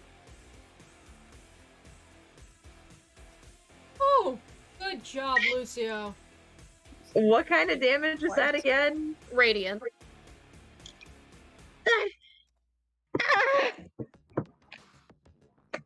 I'm okay. I'm okay. That was a good hit. Palinster probably doesn't even notice, like, Gem and Wood were in that area. Or even notice, like, anyone. Like, probably doesn't even Yeah. recognize his faces at this point. The cultists, at this point, are all retching during their turns. So Captain Dalen's turn is spent retching. Baird? Baird just watches the darkness unfold, basically, and just kind of gets out of there and bolts to be next to Calpurnico and get over there to safety. He's not going to bother going in to make an attack. Yeah. Abstinence is retching. Relaheim retching. Genevieve. Retching? No. Oh, I don't retch. Well, I'm still really hurt. I'm very scared that I'm gonna not do good if I try to attack someone. Who looks the most hurt? Huh? Who of the cultists looks the most hurt? If you go further in, you're gonna take the effects of it again. Oh, I just need to get the fuck away from Lansta? Yeah. It's one of those things. Yeah. Okay. What's the radius? 30. It's 30 feet. Okay. It's like, if you go any, like, farther up than you I already will are. go here Yeah. then. Now And you're I'll out of it. yeet my shield at this bitch. Your vibes. Awful. That's 18 on the dice. Yeah. Okay, this stone set seems to be doing me good. I don't think it's stone, I think it's just metal, but this is a shield, so that's just a d6, but I'll roll again to see if I hit again. That's a 16, that definitely hits. And fuck it, you know what? No, this isn't a melee attack, so I can't flurry of blows. So I'm gonna roll the d6 twice.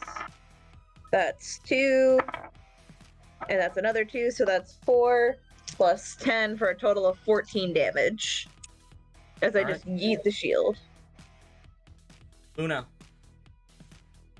Okay, Luna's going to reposition herself a bit upwards, probably behind where Gem is between her and Calpurnico, and just fire off 2 shots at the cultist that's closest to her line of sight. Or Seraphim. Okay, that's 1 shot. Yeah, that's well over 20. Yeah. Alright, extra attack off. That's a natural 20. Nice. I'm gonna say that does it. Yeah. Um, She flashes Wood a wink as she fires off the second shot. Loser! and Seraphim taking 2 arrows to the eyes, just falling backwards. In a sprawled out pose. Gem looks back. Good shot! Adger? She's gonna just kind of move up in between Gem and Wood. Holding up? Huh, don't worry about me. Her foe should be the ones you're worried about. I'm a bit hurt, but I should be okay. Gem says, extremely hurt.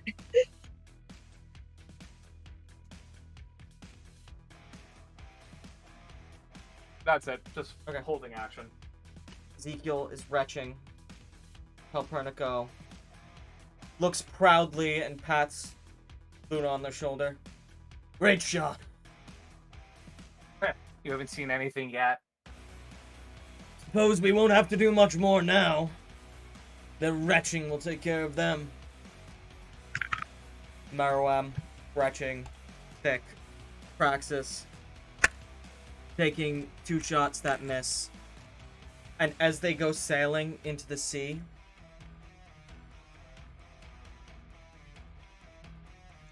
a hand grabs them.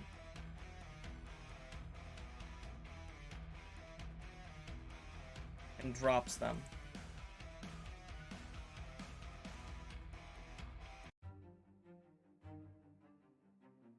Stepping onto the shores of this tiny little island.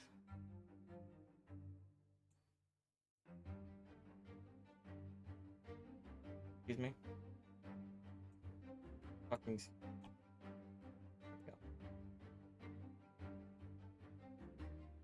Is the Godslayer. As soon as their feet touch ground,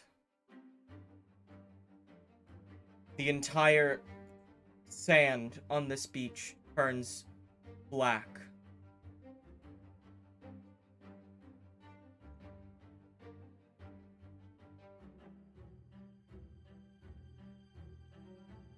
As Godslayer begins stepping forward, you watch as a spire of stone reaches the earth, shearing Relaheim through the stomach. Damned impersonator, pretending that you can harness a fraction of my family's power. As for all of you, I've finished playing games. Twilight has come, and the hour of reckoning is upon you. The warning to return the sight, the weapon, leave my cycle as gone ignored. A second spire reaches, stabbing abstinence through the stomach, and twisting off to the side, leaving a wretched face behind. You and your captain insist upon this interference. You believe that you are the ones to change fate's course? This is a grave mistake on your part.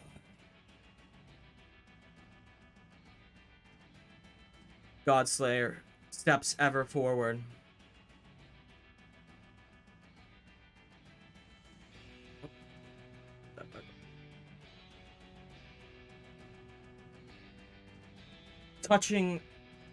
Dragging a gentle hand across the ground and twisting it, is two fissures open up beneath Ezekiel and Meruem, killing them instantly.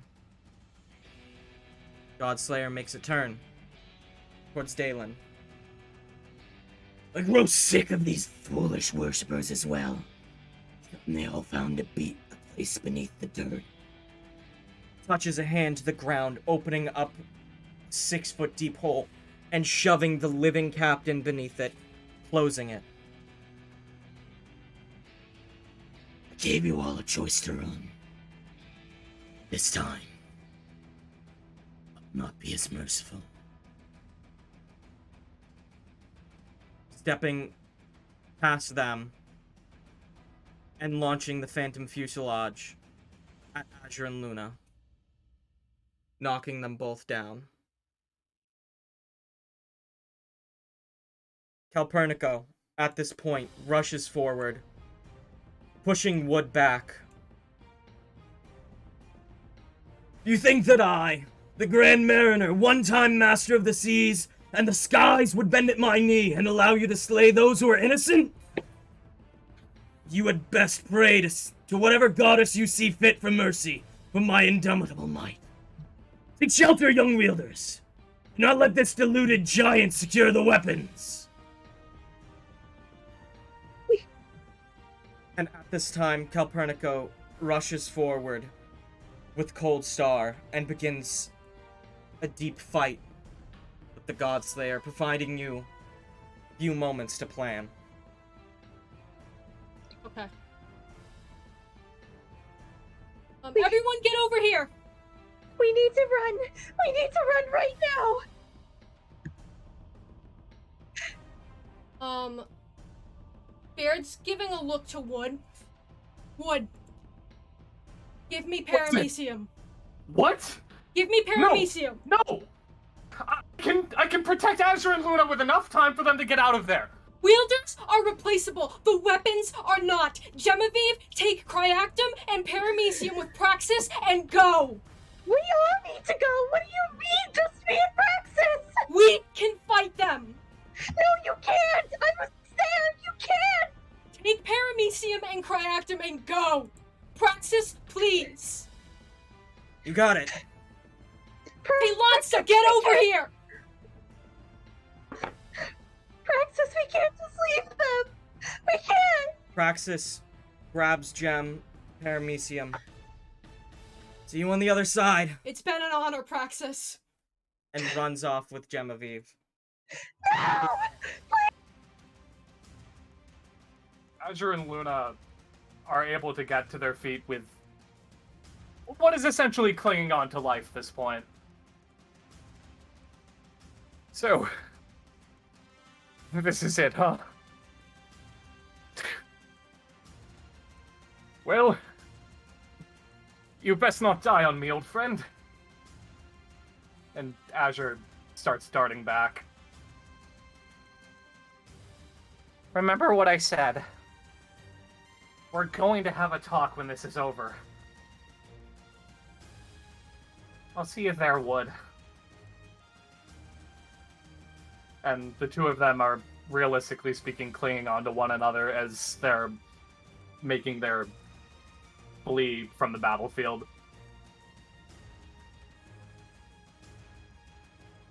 As they run, you watch.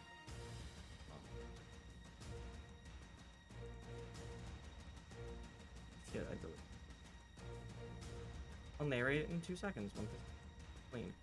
Baird is just looking back and forth between Wood and Taylonsta. Are you guys ready for this?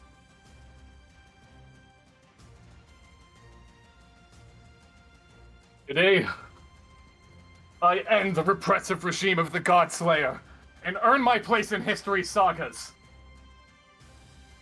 Stand with me! As you say that, you watch as Calpurnico goes for a strike with Cold Star and has his hand grabbed and broken. The Godslayer taking the sword from his hand and severing Calpurnico's arm at the elbow and kicking him down. Calpurnico!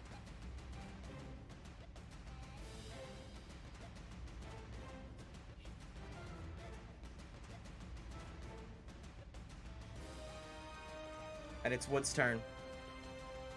Move Calpurnico out of the way.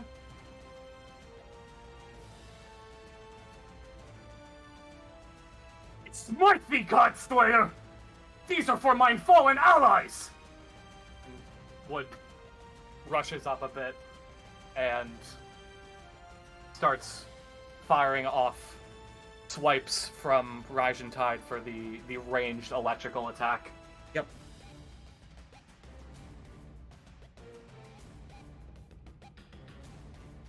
Is it a... You're rolling, right? Yeah. Yeah. First one is a 23. Hits. Second one is a natural 20. Both hit. Okay. And rolling for that.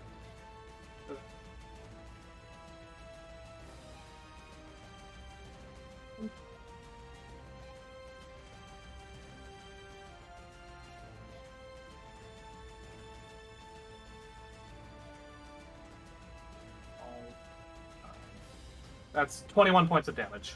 Okay. You watch as both blasts of lightning land on the gauntlets and dissipate into Godslayer's body, stretching themselves out. Shank. Elonsta. Okay. Taylonsta is going to grip their hands and just sigh as loud as they can. I've had enough of these games. Had enough of them. I'm going to give it my all. And, by the way, Godslayer is in that sickening radiance. Yeah. Huh? Godslayer would have passed. Okay.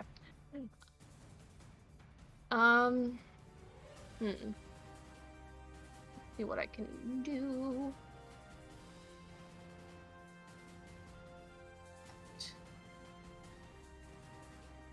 "20-foot radius.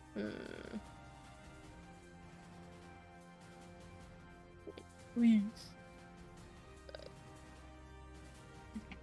No.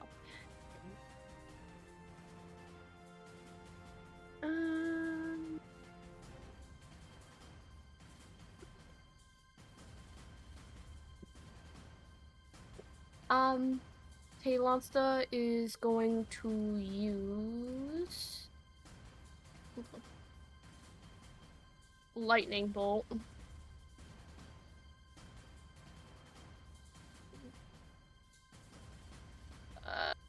Which is a line of 100 feet, 5 feet across. Yes. And, yeah. Which is a deck saving. That is a 14 on the dice. That fails. Cool thing. Or when you put it together.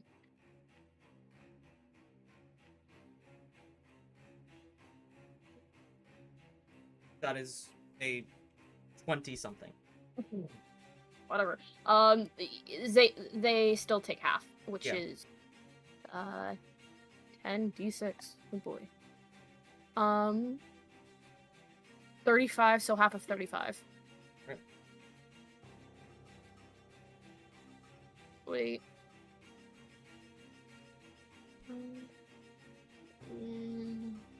Anything else? Anything else? Anything else?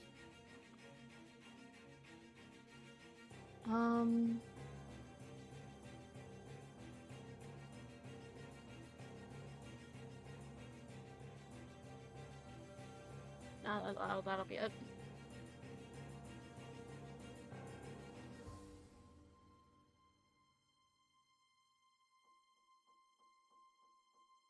Is it my turn? Are you finished, Lucio? Yeah. Okay. Your turn. Okay. Am I able to... Would I be able to move through, like, one of the clones here? Yeah. Okay. They're just made of shadow. Okay. Baird is getting right up in there. 2 swings with the axe. Baird's still raging, correct? Yes. Okay. That is an 18 on the dice plus 9. Okay. That the first one hits. That's a 16 on the dice plus 9. That'll hit. And they both hit. Yay. 4 plus 3 plus 5. That's 12 points on the first one. And that'll be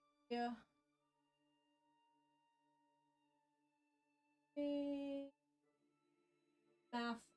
5 plus 7 plus is 10. So another 10 points of damage. Replay the music, please. It is playing.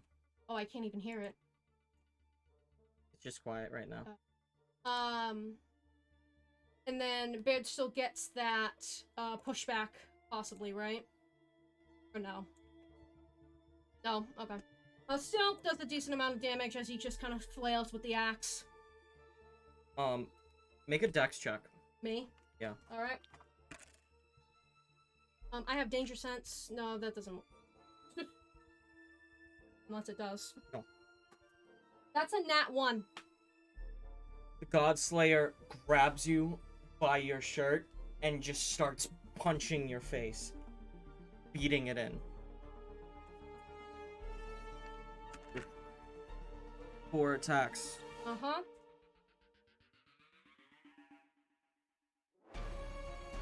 21. Hits. 27. Hits. 12. Doesn't hit. 26. Hits. Right.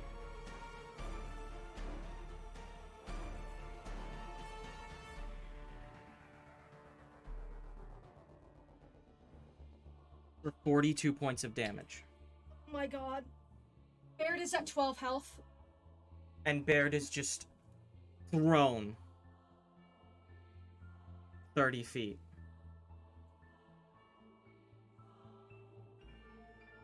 Do I take any damage from the No. fall? Okay. Wood's turn. 2 more range slashing attacks. Okay.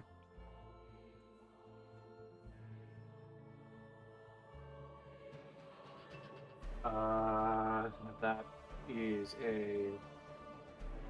I also realized that because we are a higher level, I have been doing math wrong for a little bit of this fight. We have a higher proficiency bonus, so my rolls are a little higher.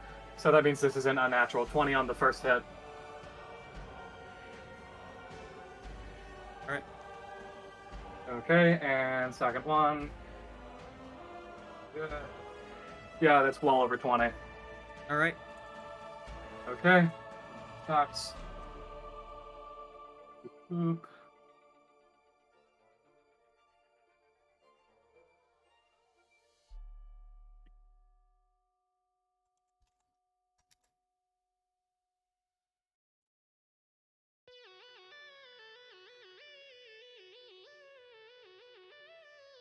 That is 22 points of damage. 22? Yes. Alright. Kalon stuff. Oh boy. Is this a dead cultist still right here? Like next to the god slayer? Yes.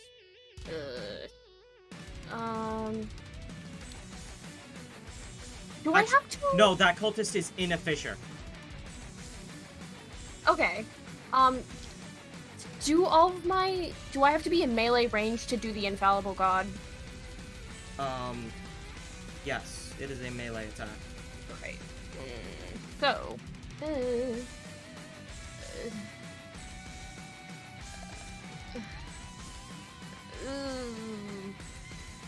come on.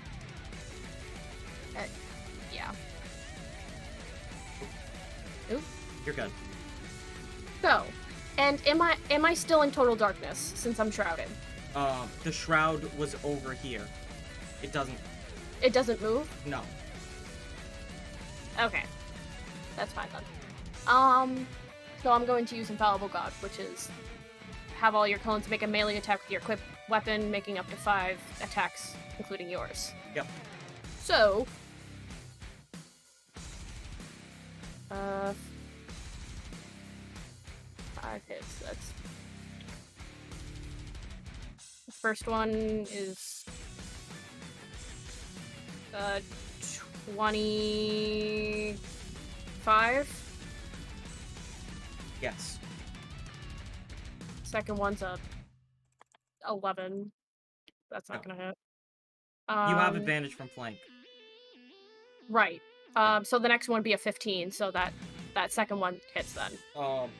Not a 15. 15 plus it would be a 24. AC is 20.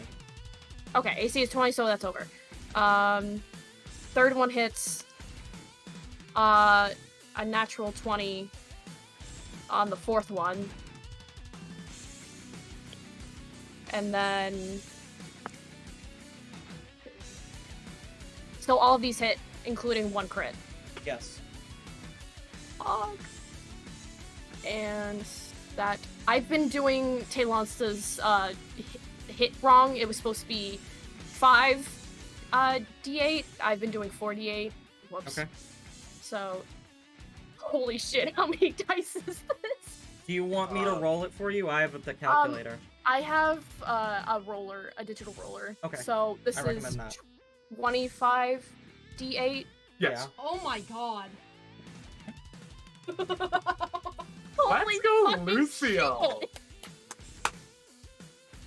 Plus 1 crit, so how does that work? Damage on 5 of those dice are doubled.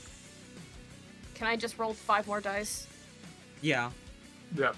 So 30. 30 D8. I accidentally added wrong. 30.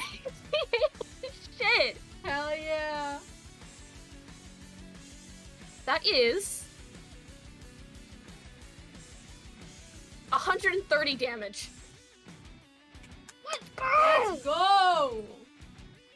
Talonsta leaves cuts, slices, gouges throughout the Godslayer's body, who appears all but unfazed. Ugh.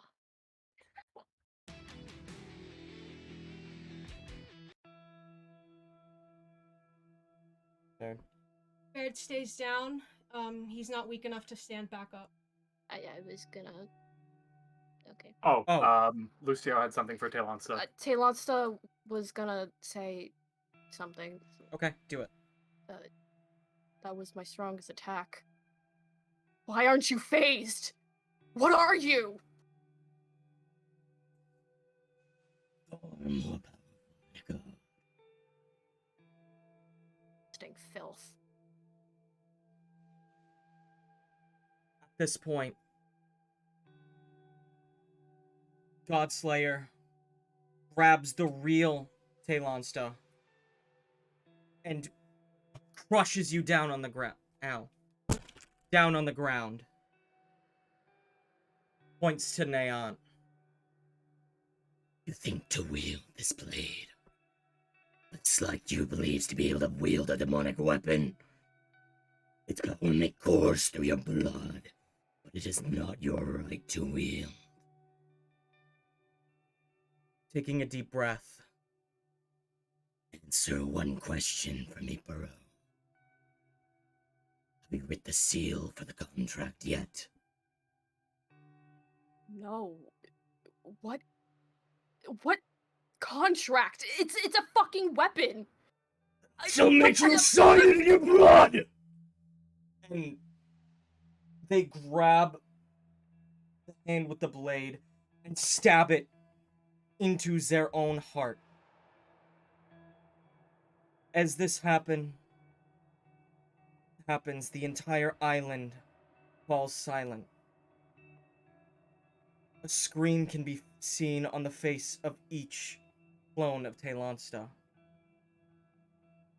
A stab wound appearing in each. No sound is heard.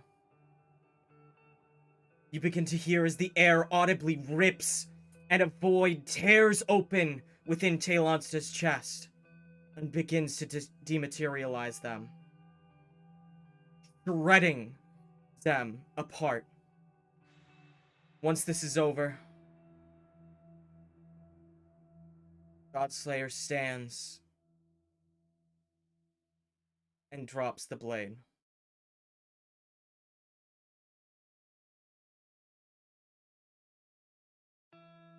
You watch. Holy shit. Can you not? Oh my god. I have to reload the page. Great timing.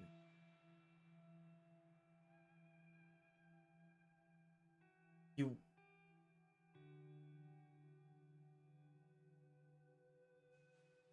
watch as the white hound appears where the weapon falls.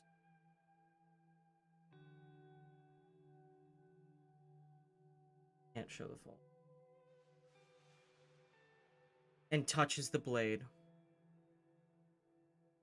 disappearing into the void as well.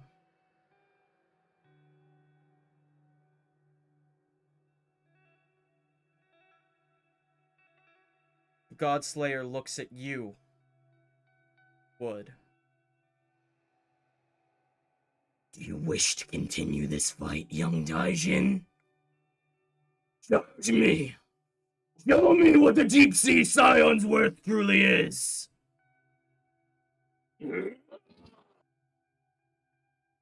And would hear in his eyes, pretty much all but blinding him at this moment, bum rushes the Godslayer.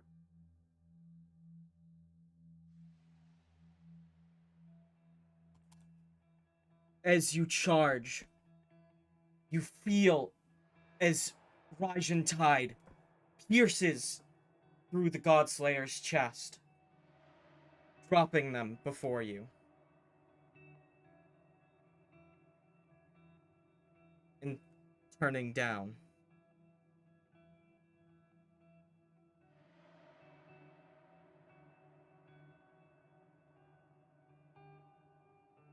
Wood triumphantly begins to walk away. Baird, you watch as Godslayer tears the blade from within their chest and approaches behind Wood. Wood, no! Running Wood through on Raijin Tide. And dropping the body to the ground. Baird immediately gets to his feet and rushes over, blood spewing from his mouth as he walks. Can I just say one thing? Yes. The last words out of Wood's mouth before he collapses in a heap, completely and totally run through by his own sword. Couldn't save anyone.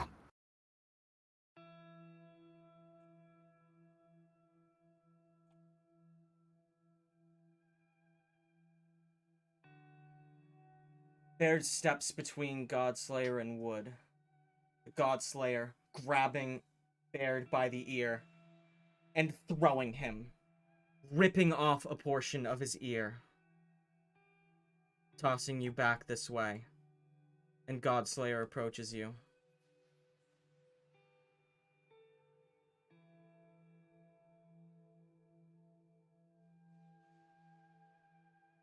The squall share onto you.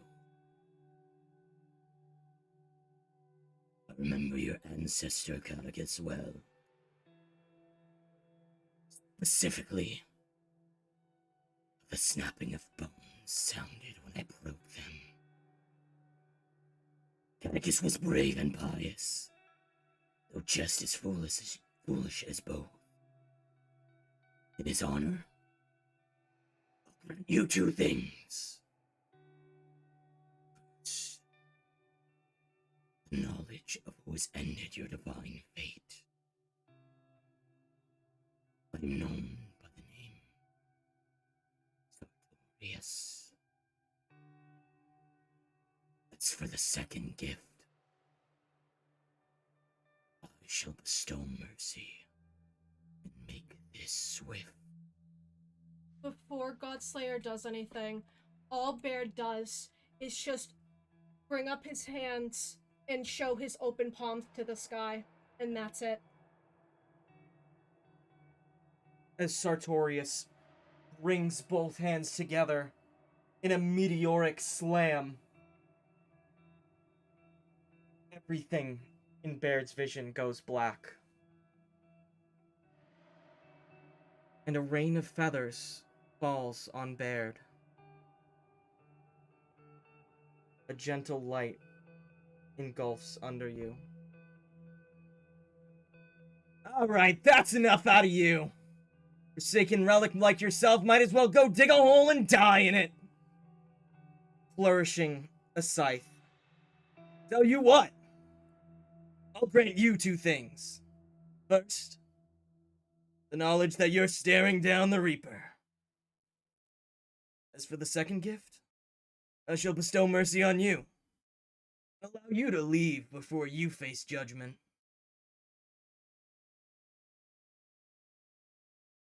Sartorius huffs. You are no Reaper. Simply one who carries the blade. Either way, I tire of this inane battle. Heed the final warning. If you attempt to enter my cycle again, I will end every last one of you. Yeah! Touch some rocks, why don't you? And Sartorius walks off into the ocean. The figure who has saved Baird stands before him.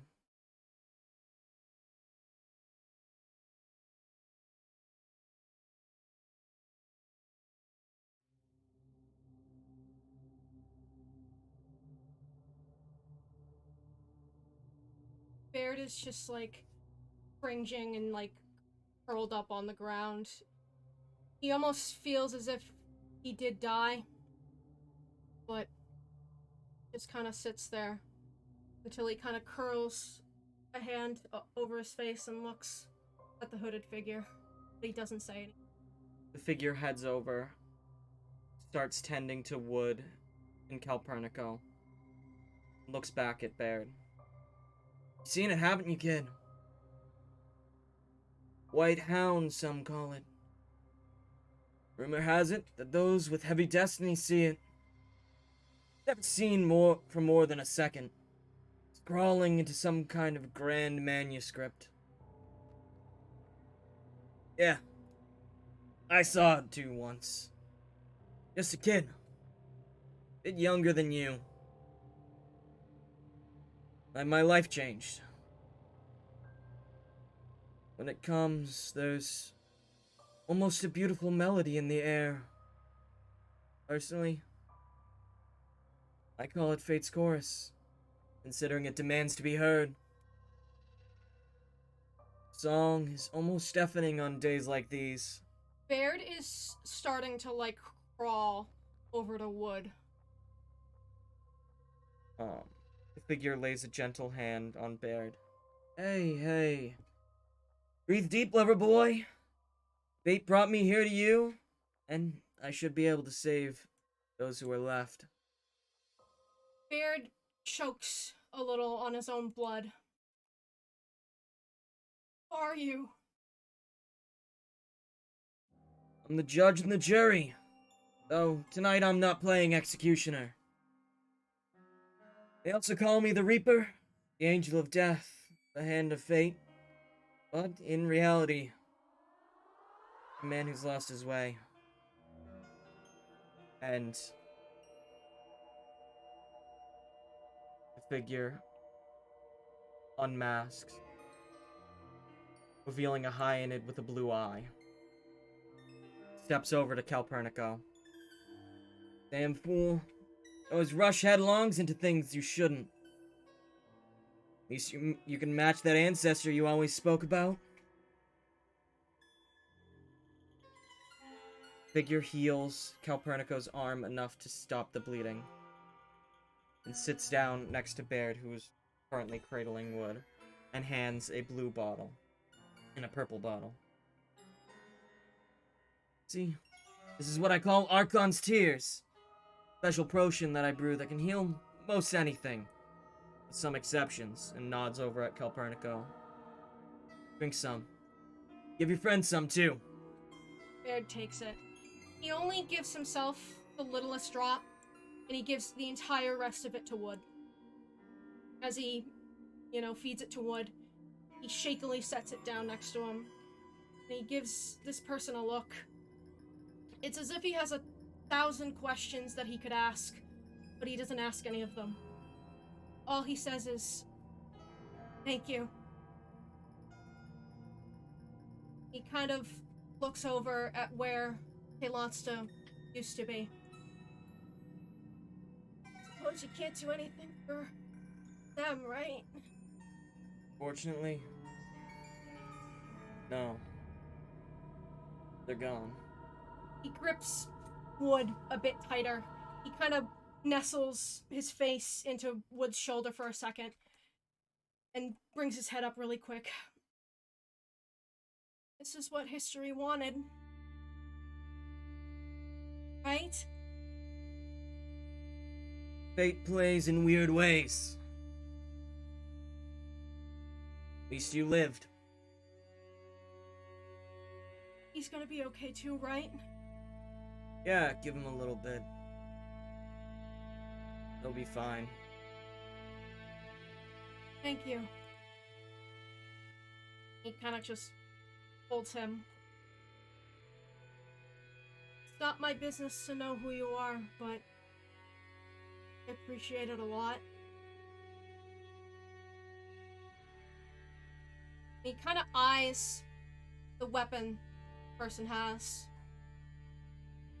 He doesn't recognize it, but he knows that it's important. He kind of nods at it, and then nods at the figure. figure pulls out another small bottle. Take a sip of this too, will ya? Takes it. It's called Mori. This potion will wipe your memory clean of me. Past few minutes. Baird kind of like looks up with big eyes when he says that. I'll make it so you want, okay, kid? Hate to have to do this to you, but can't have you telling people I'm alive. And Baird's memory is wiped after the point where Wood stabs Godslayer.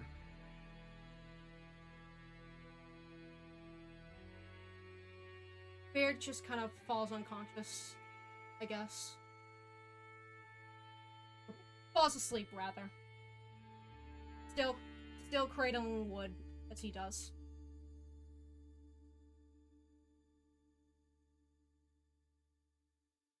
Baird passes out.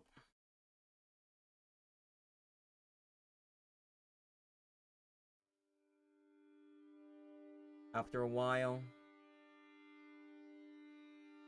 Genevieve and Praxis return.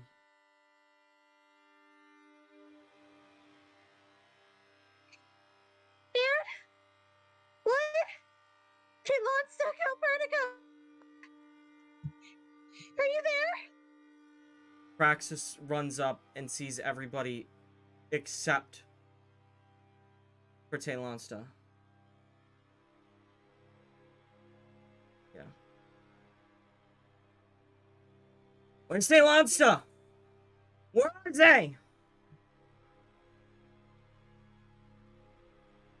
Answer me, Baird!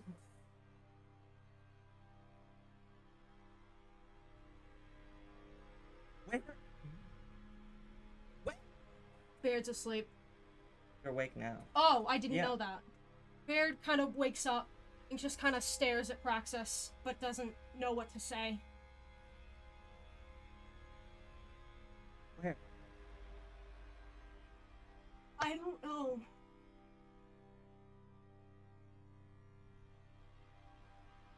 An abomination better hope they're dead! If not, I swear that my bloodline will bathe in theirs! I'll hunt that damn phantom across Velstrana itself! What's left and I'll end things! Damn it. Damn it. What? And Praxis is now just in the dirt. Wood waking up as well. Are you two? Please be alive. We won. With that shocked expression, I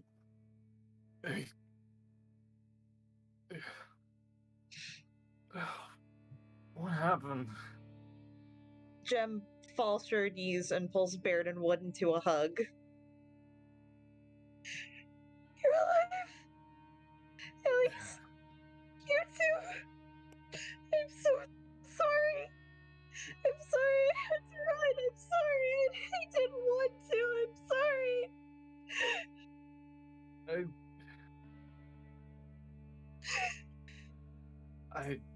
I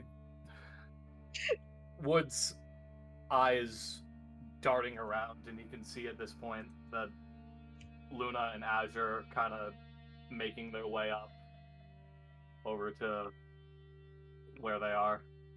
And you can see Azure first, Luna directly in tow behind him.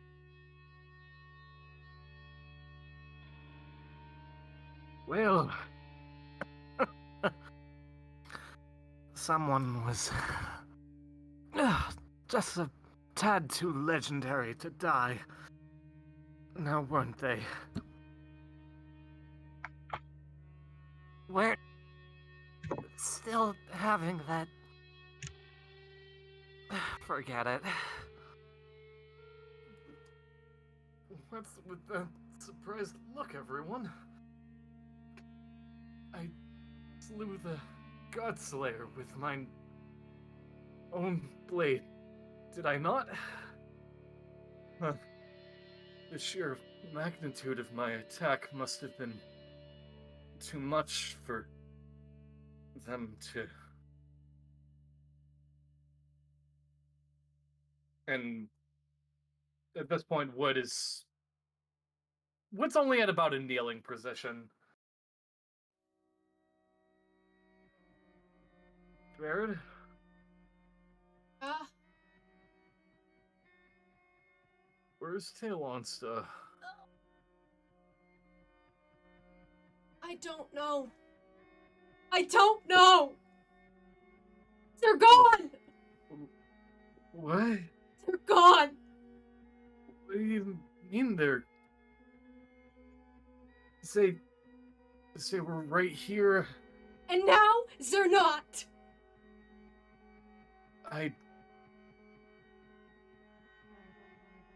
Wood takes off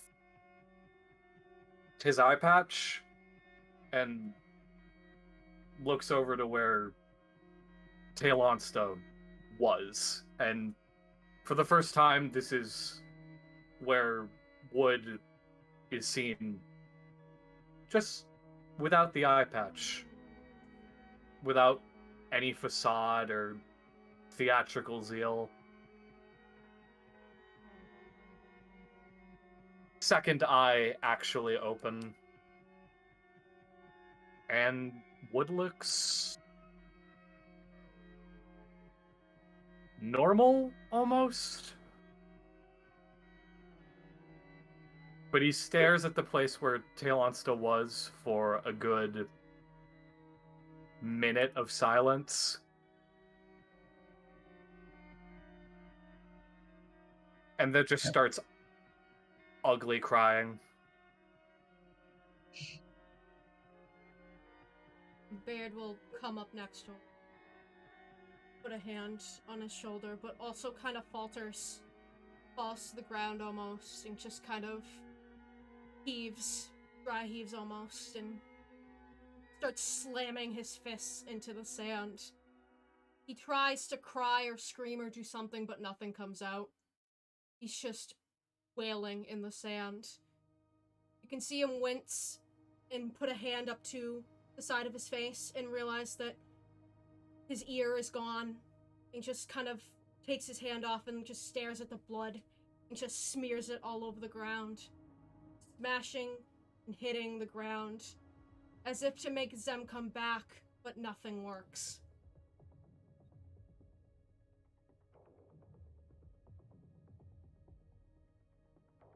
Wood, in the midst of his tears,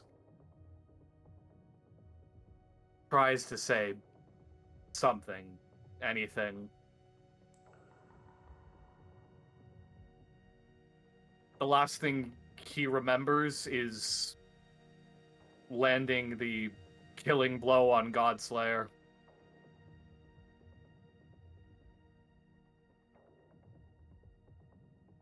And that's it, so... Just... ugly crying, just weeping, sobbing.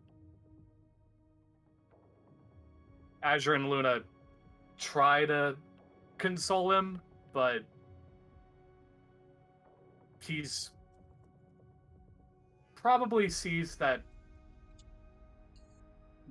Tide is not far from where he is, and like he scrambles across the ground for it and just clutches it to his chest.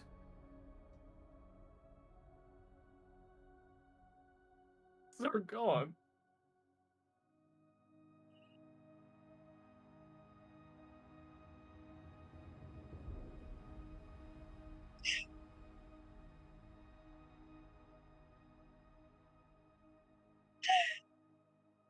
After a while, Baird probably stands up, staggers, but still moves. He gets over towards the shore, and he just watches the waves for a minute. He remembers Talon's being stabbed, but not much else other than just being stabbed. Doesn't understand really what happened there. He remembers Wood stabbing Godslayer as well and killing them, but he has a vague memory of something else too. He doesn't know what it is, but he can see a very vague outline of a person in his memory.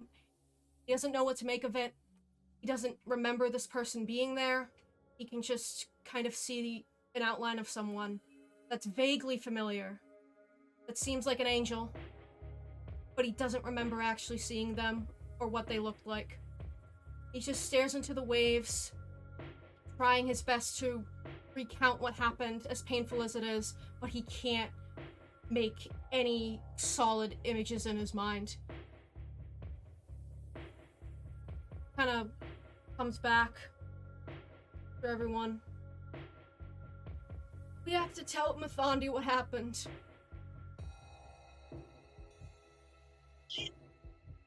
What did happen? I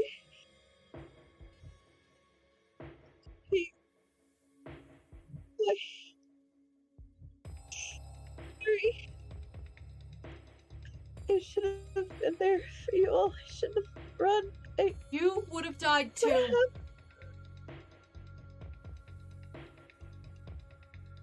Jared, just a quick question. Who Yeah. has paramecium right now? Praxis, Probably. Praxis was carrying paramecium and gem. Praxis would have just dropped it on the ground. Yeah. Wood comes to a very slow, shaky stand, and the entire time he's gripping at the hilt of Rajantide, stares at it with trembling hands, stares back at where Talonsta was, stares back at the sword, and then stares at himself. I failed you. I'm sorry, Talonsta. And not only does he sheath the blade this time, but just as he's about to put in the hilt, he snaps the belt that is holding the holster.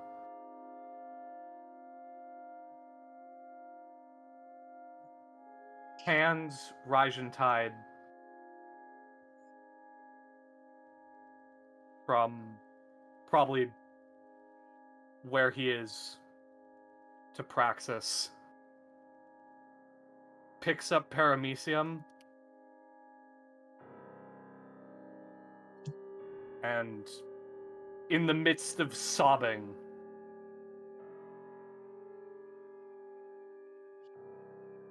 Burns starts walking away. He initially starts walking away. Praxis, he's just gonna grab Calpurnico by the jacket and just start dragging them off. Probably the last thing Wood says, Azure and Luna kind of supporting him as he walks. I don't deserve it. I'm not a hero.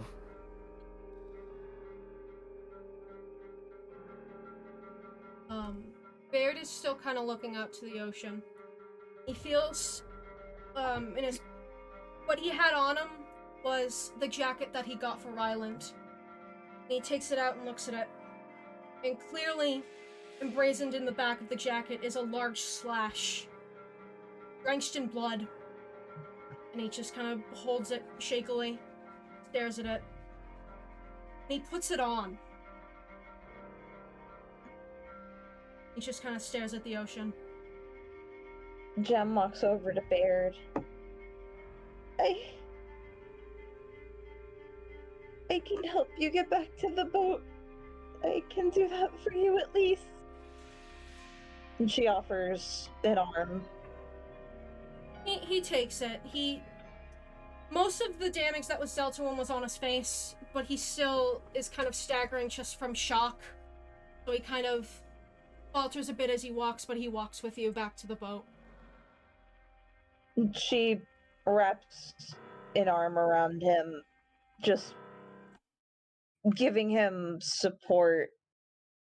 Even if his legs are fine, they're both probably trembling. And they head back. That brings an end to our session. Happy anniversary. And brings us to the release of our last piece of merch that I mentioned. Any questions in the chat? Questions? All right. Thank you, everyone, for joining us for the 1-year anniversary of DoGsCast. Because of the emotional intensity of this episode, we will be taking next week off. So there will not be a new episode next week, but there will be one the week after. We just need some time to decompress and get ready to move forward. Thank you for joining us. We do, like we said, we have merch in the store. Which I am frantically trying to load to show everybody. Might as well say it. We have a Godslayer design that we're putting in the store. That I did, and I'm very proud of it, and y'all should check it out. Thank you guys. Godslayer is such a friend. Yep. Don't you all want this lovely friend? Godslayer was here. Thank you so much. We've been planning this for a long time, so we hope that you enjoyed it. Happy 1-year anniversary. Thank you so much. Like we said, we won't be back next week, but we will be back the week after, so join us then. Kind of simmer in this for a week or 2 weeks, and then we'll get back to it. So thanks. Here's a look at the new merch. There's some cool design. There is a single of one of these jackets. It's called the Blood of Those You Love That looks jacket. so cool. Hopefully it looks as cool as this. Sticker, there's the t-shirt. There might be a hoodie. I think it might be just the jacket. As well as all the other things. There's a mug. There's also print. one of this print. There's a framed print. The sticker. There's a backpack. The backpack actually looks cool. And then Rasmus's, Kalesi, and the 1-year banner as well. Thank you all so much for joining us. We hope you enjoyed as much as you. Thank you guys so much. You're a lovely audience, and thank you for sticking with us for 1 year. And here's to many, many more. You're going to raid somebody. I'm thinking Pretty Gamers. Yeah, let's do it. All right. We won't see you next week, but we will be in the Discord. We'll drop all the art and stuff in the Discord as well. Thank you for joining us, and please go join the raid for Queerty Gamers and show them some love as well. They are also all LGBT streamers, so get in that raid. Thank you, thank you, thank you. Can we get all 15 of you? I think there's 15 of you. Yeah, all right. Thank you guys so much. We love you. Want to end it here? Yes. All right. Bye!